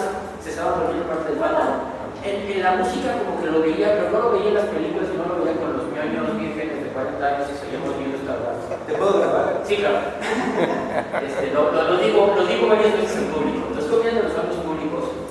¿Qué opinan específicamente de todo este fenómeno separado del autor de la obra y de la toxicidad que tiene el autor Lovecraft? ¿No se llama de la cientología? ¿Cuál? El autor de Dune. De Dune, Frank Herbert. Lovecraft, ¿no? El racismo y un poco, etcétera. Con Star Wars, la descanonización, me encanta que digas que eres fan de la segunda trilogía. Yo cuando vi el trailer de la segunda trilogía me dije en ese. ¿Cuántas preguntas son? No, por la primera.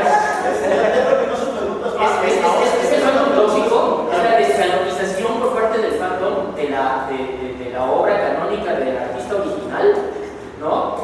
Ese activismo fan es una línea. Está cañón, ¿no? Y pasó con The Call, pasó con The Orville, y bueno, la última parte de la pregunta es de la fagocitación que tenemos entre el fandom, ¿no? De repente que votan contra Lovecraft y de que de repente contra The Orville, que básicamente, no The Orville, en la serie final de Star Trek, ¿no? Los rusos contra los americanos en un planeta que se va a destruir. O sea, se está fagocitando el género, se está comiendo a sí mismo, se está autoplagiando la historia. Y ya llegamos al punto en que vienes poco a cerrar las ballenas azules en la Tierra. Entonces la pregunta es esa, ¿qué pasa con la parte tóxica y la parte del autor no es tan buena persona, pero su obra es una cosa maravillosa? Bueno, primero que nada, ¿no? Hay una cuestión con Lovecraft. Es hombre de su tiempo. Ese es el primer punto. Segundo, en esa época, créanme, era de los menos racistas comparado como era el estadounidense promedio. Y eso, sí, claro. Y además tenía amigos que sí eran totalmente liberales en ese aspecto. Él no se llevaría con ellos de entrada. Entonces cuando le dice, pues sí, porque se conocieron sus cartas y leyeron algunas cuestiones de su postura. Pero si hablara el promedio del estadounidense de esa época y hasta de esta, nos daríamos cuenta que pues Lovecraft era una blanca paloma en comparación. ¿Sí? Y también que al final de su vida cambió. Pues sí, claro, Lovecraft tuvo también cambios, dándose cuenta de los errores de la juventud.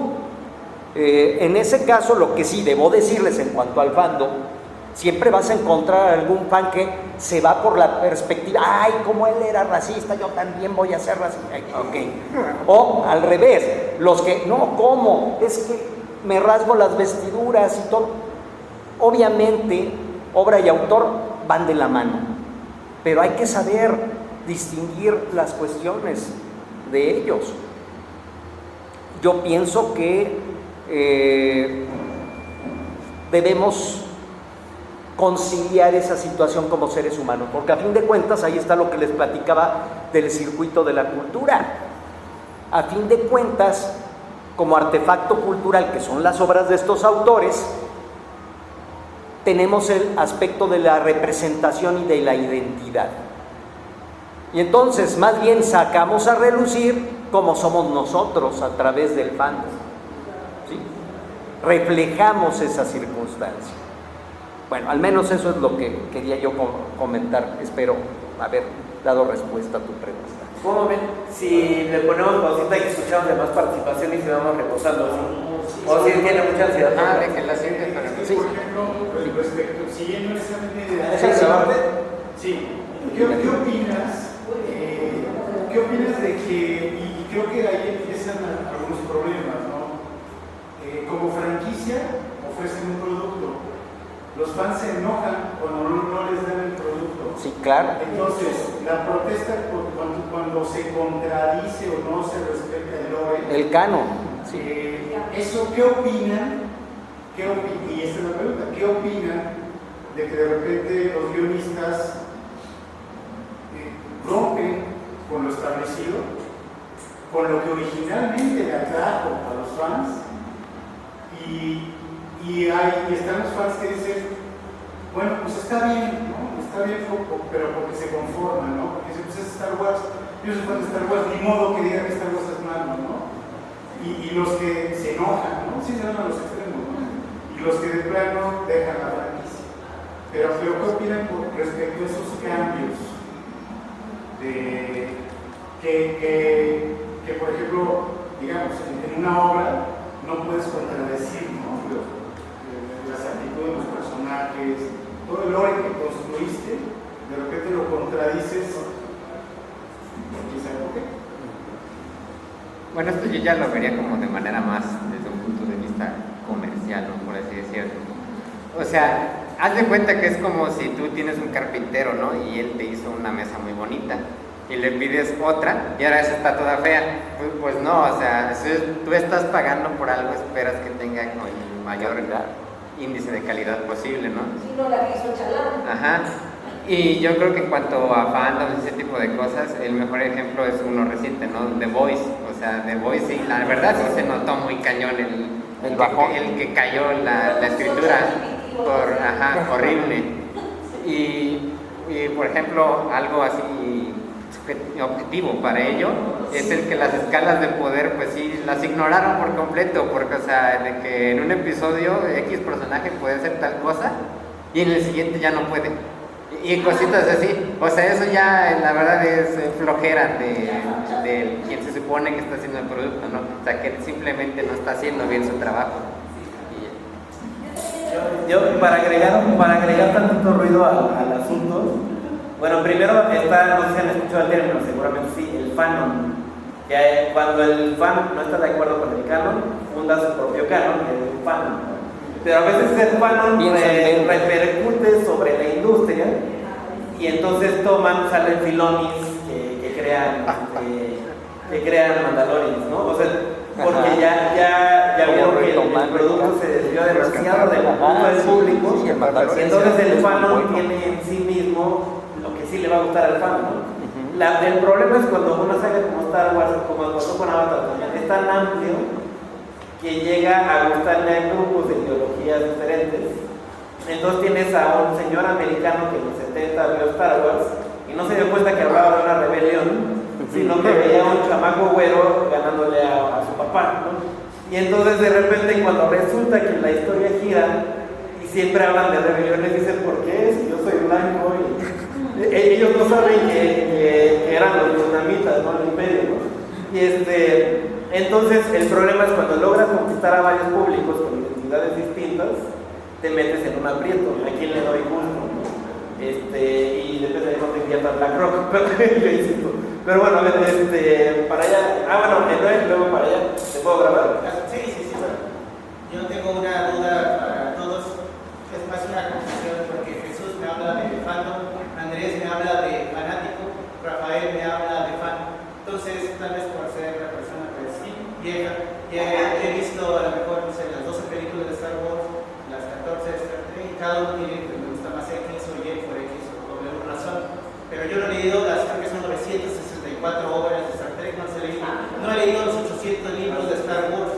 Entonces, desde cada una de sus trincheras, ¿cuál es la diferencia para cada uno de ustedes entre un fan y un fanático? Para mí es difícil porque yo trato de pues, no caer para mí, el fanático y en el fanatismo en nada. Me declaro abiertamente ateo y todo. No creo en nada, trato de no creer en nada. No pregunto si existe. Y por eso la pregunta puntualmente, cada uno de su trinchera, ¿cuál es la diferencia para ustedes entre un fan y un fanático? Está muy buena. No sé quién quiere. Pues, o sea, creo que tu pregunta, o sea, ¿te refieres a fan como fan casual? No, pero esa es la pregunta para ustedes. ¿Cuál es para ustedes y cuál es fan? Es que mira, yo desde el lenguaje yo no veo diferenciación entre fan y fanático. Para mí son sinónimos. Pero creo que la distinción que tú quieres hacer es más como de un gusto casual allá un fanatismo. ¿Puedo hacer una nota al pie a tu pregunta para que quede más? Ajá. Sí, justo es que los fans todo es un problema que lleva unos 30 años. Más allá de casarnos con cuál término, el problema es la definición del objeto de estudio, ¿no? Entonces, no piensen tanto en la diferencia entre fan y fanático, sino qué hace a un fan. Y por ejemplo, en la tesis, en lo que me está tocando estudiar asustadísimo, porque como el 80% de la sociedad tolkienil en México no se considera fan, porque la palabra fan tenía un estigma en los años 90 cuando se fundó la sociedad, y los tachaban de como ahorita veníamos a las armas, ¿no? Y ellos dicen, no, yo soy un amante de la obra de Tolkien. Y yo digo, pues sí, eso es ser un fan, ¿no? Entonces, a lo que voy es a esto. ¿Qué se entiende por fan? La persona que conoce el 100% de la obra y la domina como conocimiento enciclopédico, y además está ahí en todos los estrenos y compra toda la mercancía y se entrega diario a ellos. O la persona, que esta sería mi postura, la persona que a lo mejor todavía no acaba de leer el 100% de la obra de Tolkien porque es un pinche mundo enorme, pero lo amo, sé que mi proyecto es algún día leer el 100%, y eso sí, su obra me acompaña en mi identidad, en mi código de ética, y también discrepo con él porque no soy un inglés de los años 40, pero estoy todo el tiempo debatiéndome mentalmente con ese objeto. ¿Sí? Sí, va por ahí la pregunta, ¿va? Entonces, va, Rafa. No, y luego es un catedrático, porque ya leyó todo, experto, todo. Pero es que hay quienes sí dicen, si no llegas a este nivel, hay quienes dicen, si no entras al club, si no llegas al 90% de la obra leída y así, ¿no? Y aplican examen. Yo nada más quiero ejemplificar lo que acabas de decir, Héctor, pero me voy a ir un poco por otro lado, que es el de los deportes, pero bueno, voy a ser muy breve. Un poco tratando de responder esto. Es que, o sea, sí, yo creo que un fan no se define necesariamente por la cantidad de conocimiento que tenga de una obra. Yo tengo una prima, por ejemplo, que ella es así, fan a muerte de los Cowboys de Dallas, ¿no? Pero así a muerte. Viste diario casi su jersey, tiene un buen de merch de los Cowboys, etc. Pero tú le preguntas, ¿cuáles son las posiciones de los jugadores de fútbol americano? O simplemente si le preguntas, ¿qué es un quarterback? No sabe porque ni lo ve. Pero a ella le gusta, ¿por qué? Porque a su papá le gusta también, y es más como una cuestión identitaria. Es que en el deporte hay mucha esta dinámica generacional. Sí, pero... Y en Star Wars. En Star Wars también, muchos bandos. Nada más quería ejemplificar eso. Nada más quería ejemplificar eso. Está bien. No sé si quieren añadir algo más. Bueno, para responderle a José Luis, que sí hizo una pregunta directa. O sea, hace rato que dije que era fan de la trilogía, me refería a las de precuelas, no a las últimas, a las de precuelas, es decir, episodios 1, 2 y 3. 1, 2 y 3 salió después de 4, 5, 6. Sí, exacto. Está descanonizada. ¿Qué chingados? ¿Quién descanonizó 1, 2 y 3? Ya está descanonizada. No, te estás confundiendo con 7, 8 y 9. Sí, yo digo las precuelas. Yo digo las precuelas. Sí, las precuelas. Es que tú estás diciendo las secuelas.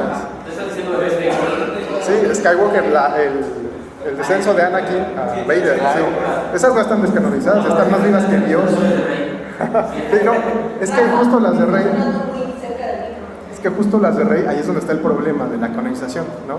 Porque en efecto casi no gustaron. Y un poco también volviendo como a la cuestión general, yo creo que el fandom, sí tiene el derecho a elegir sus cánones, porque, o sea, no deja de ser como una cuestión muy vinculada a lo religioso, es una cuestión muy emotiva, muy identitaria. Y, o sea, en la propia religión, pues no por nada, en el cristianismo, por ejemplo, pues hay tantas facciones, ¿no? Porque cada una elige su propio creador, su propio canon. Y yo creo que en el fandom se vale hacer lo mismo. O sea, yo, por ejemplo, hablando de Star Wars ya, la serie animada de Clone Wars 2D, la de Tartakovsky, está descanonizada por Disney, que tiene ahorita pues el control de la franquicia. No obstante, yo personalmente, y conozco a mucha gente así, lo consideramos canon, ¿no? Porque es algo con lo que crecimos, es algo que creemos que sí aporta a la trama, más a veces incluso que la serie 3D, que también a veces se considera canon, pero que tampoco entra en conflicto. Y obviamente ahí empiezan las contradicciones, igual que en la religión, ¿no? Entonces yo creo que es válido tener que cada grupo de fandoms tenga su propio canon, que puede ser o no el mismo que el canon oficial. Yo creo que no se dice que nada más el 4, 5, 6 oficiales. Tengo dos comentarios y una obligación moral y personal. Claro, creo que tienes el contrato. Lo primero es que me llama la atención que no se haya hecho mención en todas las ponencias sobre el concepto de industria cultural, porque es fundamental. Estamos hablando de los autores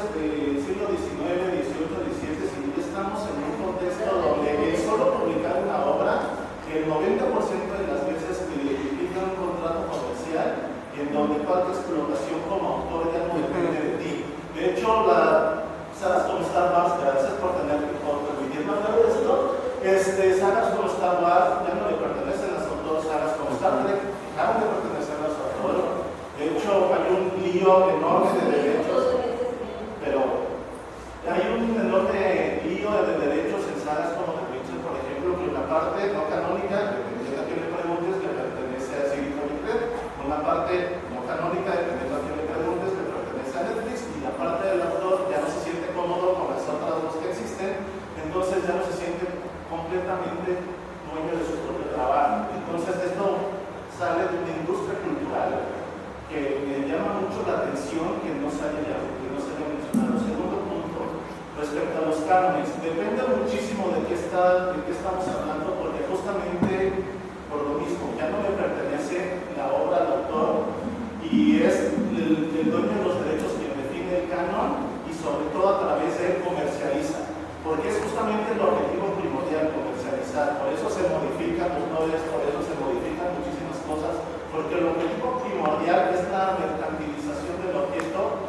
a través de la reacción que pueda tener en la fanaticada y sobre todo, y nunca se nos tiene que olvidar, y jamás se nos tiene que olvidar, el gatekeeping es lo que va a matar a los fandom ahora, siempre y en el futuro.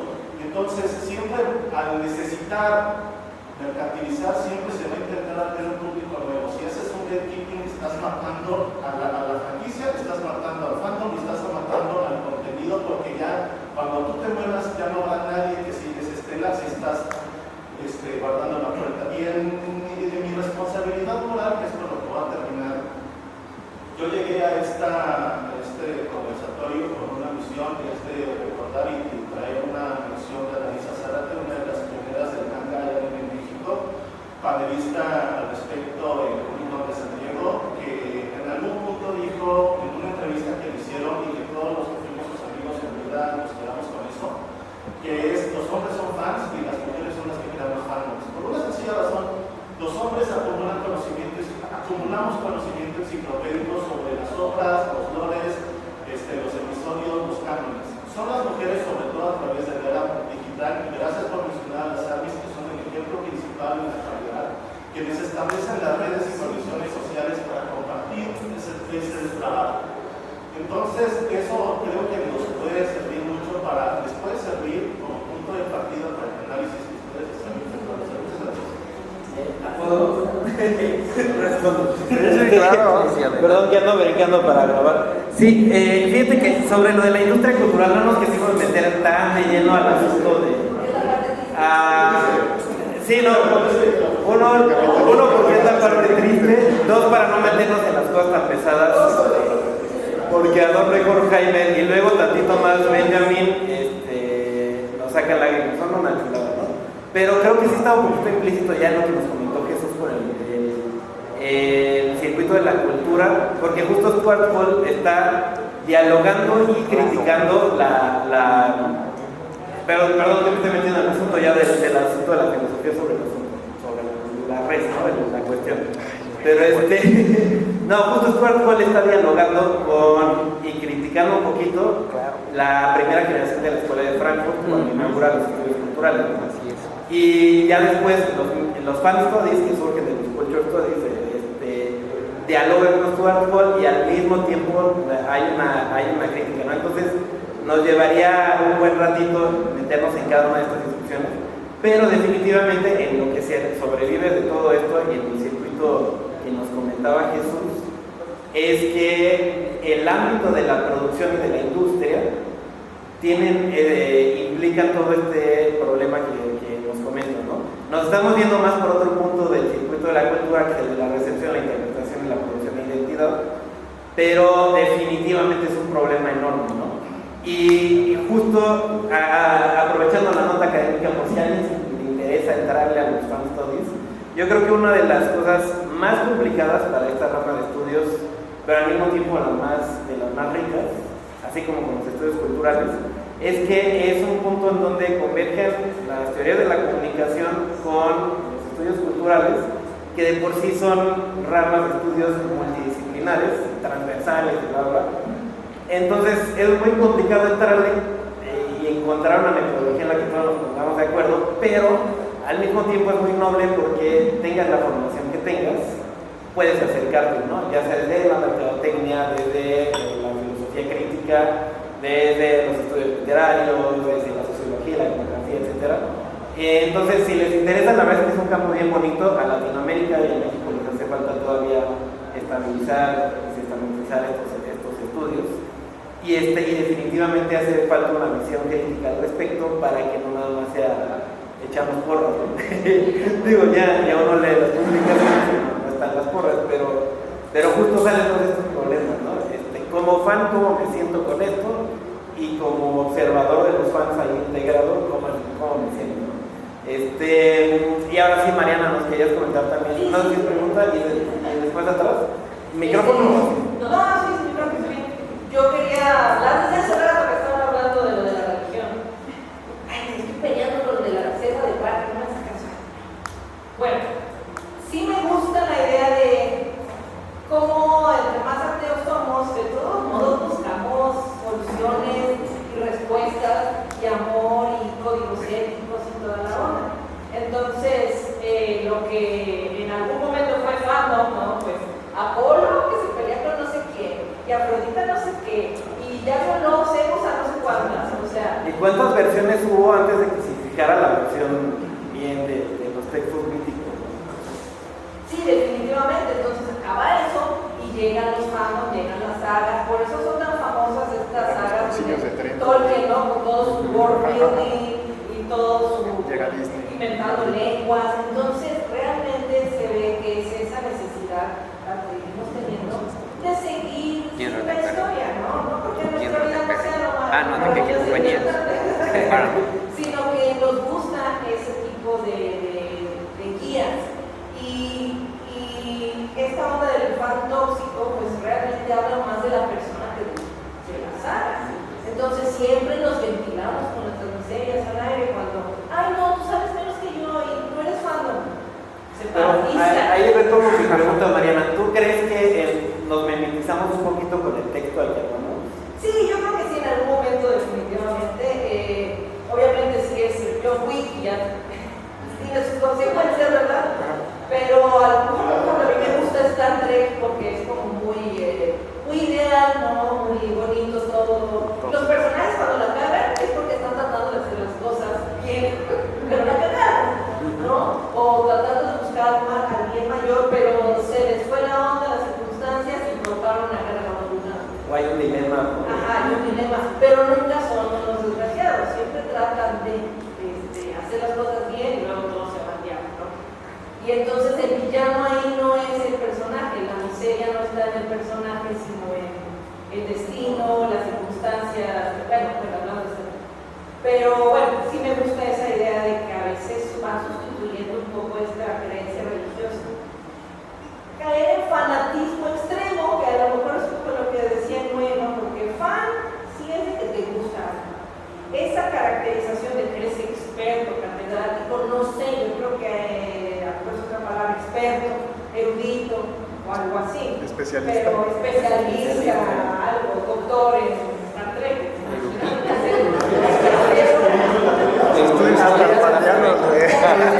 O sea, sí hay muchas cosas, o sea, sí existe eso.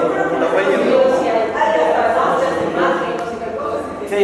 Bueno, por eso la pregunta de que tal vez por ejemplo, también le doy gracias a gente muy joven que ha visto una película de Star Wars, una sola, y si yo soy fan de Star Wars, me gusta, tengo mi sable, y es por eso era la pregunta de que entonces, ¿en qué punto esa persona ya no es fan según su caracterización? Eso de acabas de pasar, ya me la respondieron.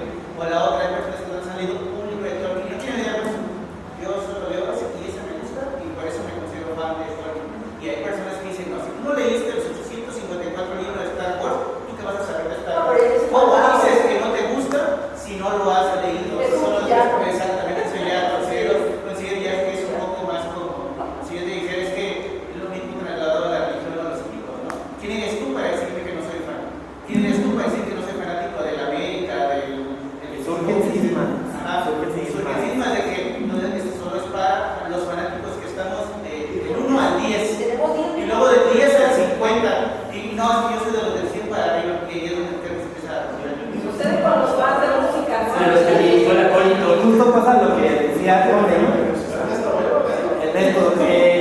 el gatekeeping, ¿no?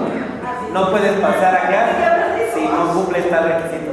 Ahora sí, allá atrás, ¿te puedo grabar? Sí. Ok.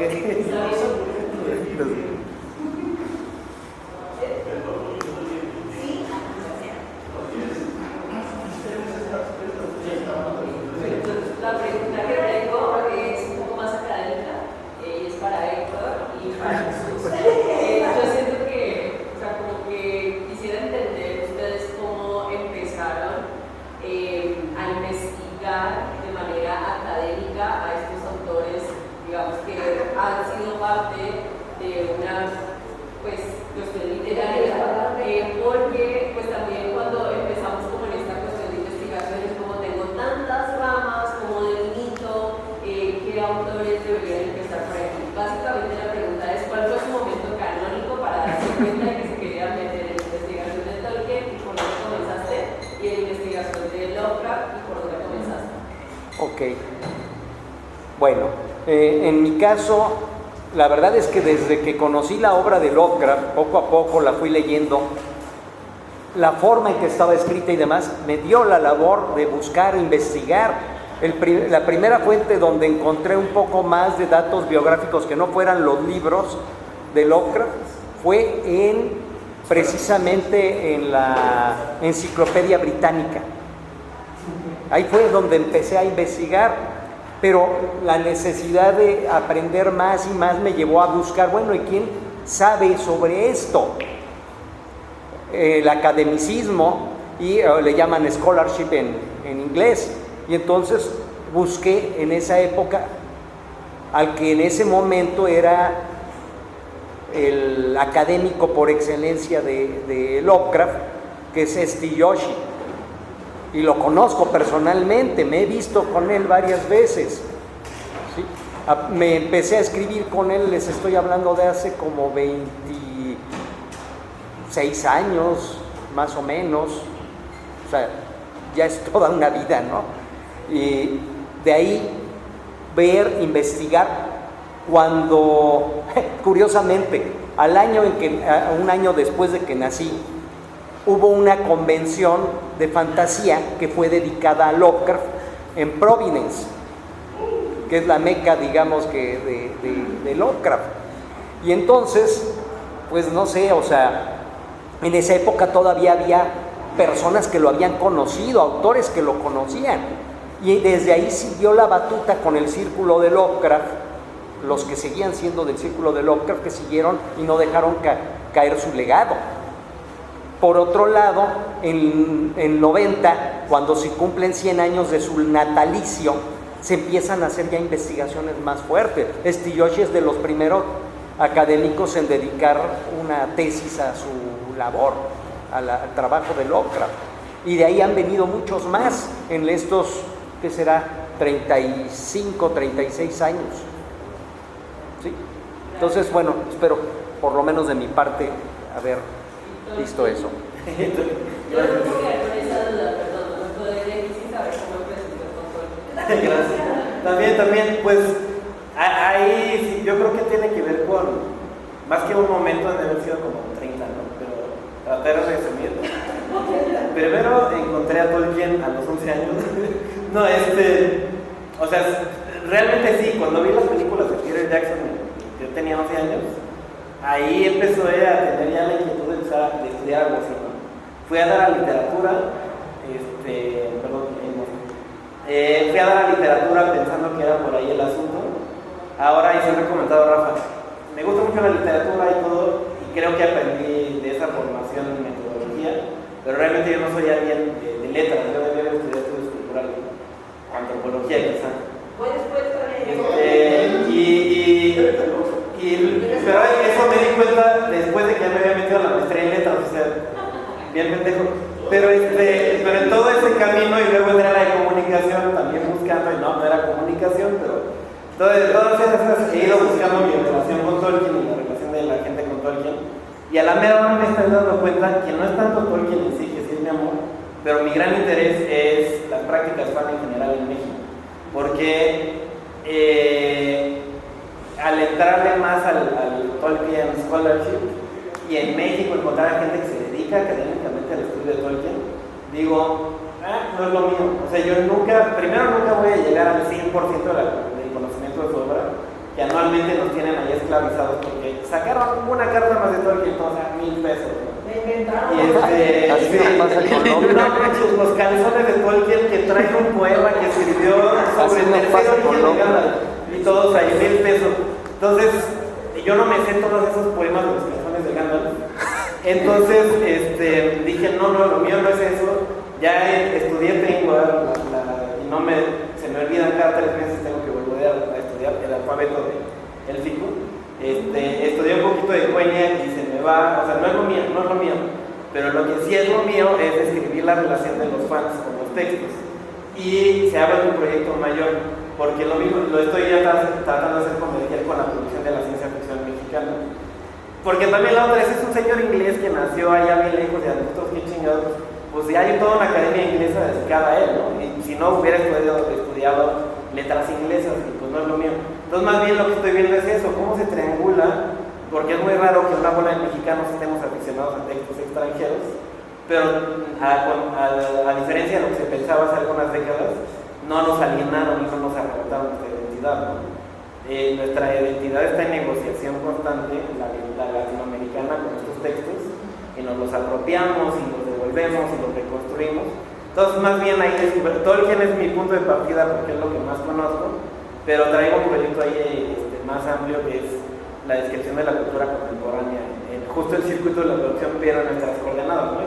A ver qué tal me va, porque apenas arranqué, pero bueno, es eso. Yo creo que lo bonito, y lo decía Rafa hace rato, es como encontrar el punto en el que todas tus experiencias y tus gustos los puedes hacer converger con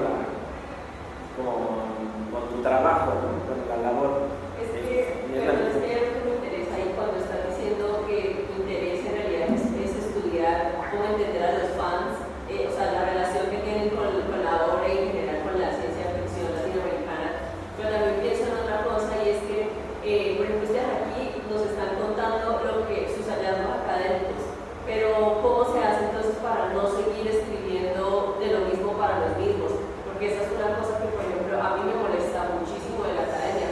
Es como, acabo de escribir mi tesis de maestría y me cae que se va a quedar ahí, la leyó mi asesor, los otros 2 que voy a tener en ciego y adiós, ¿sí? Entonces, ¿cómo hacer para que esa academia también, que produce un conocimiento muy interesante y que nos ayude a entender esas relaciones que tenemos con otros, pues no se quede ahí, sino que realmente salga? Ahí de las sillas. Es que justo esto es lo que hay que hacer, y más llevarlo aquí tengo que responder más bien por Héctor, porque por ejemplo él abrió un canal dedicado a difundir este tipo de conocimiento en relación a la ciencia ficción, que es el canal de Brian Starco. Gracias Manuel y Ariel por la Starco. publicidad. Entonces, pues esa es una de las formas. Y también otra, pues, este tipo de espacios, ¿no? Que es principalmente producto del esfuerzo de Mariana. Bueno, de todos los que vienen. Un aplauso a Mariana, un Sí, aplauso a Mariana.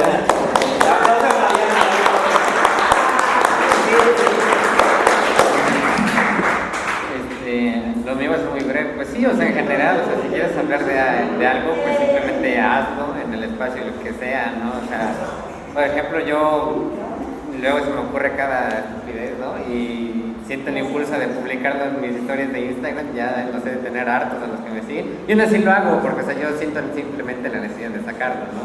Y ya cosas ya más formales, pues vengo, por ejemplo, acá, ¿no? Sí, yo creo que el chiste es aprendiendo a los fans, construir comunidad, no nada más ejército.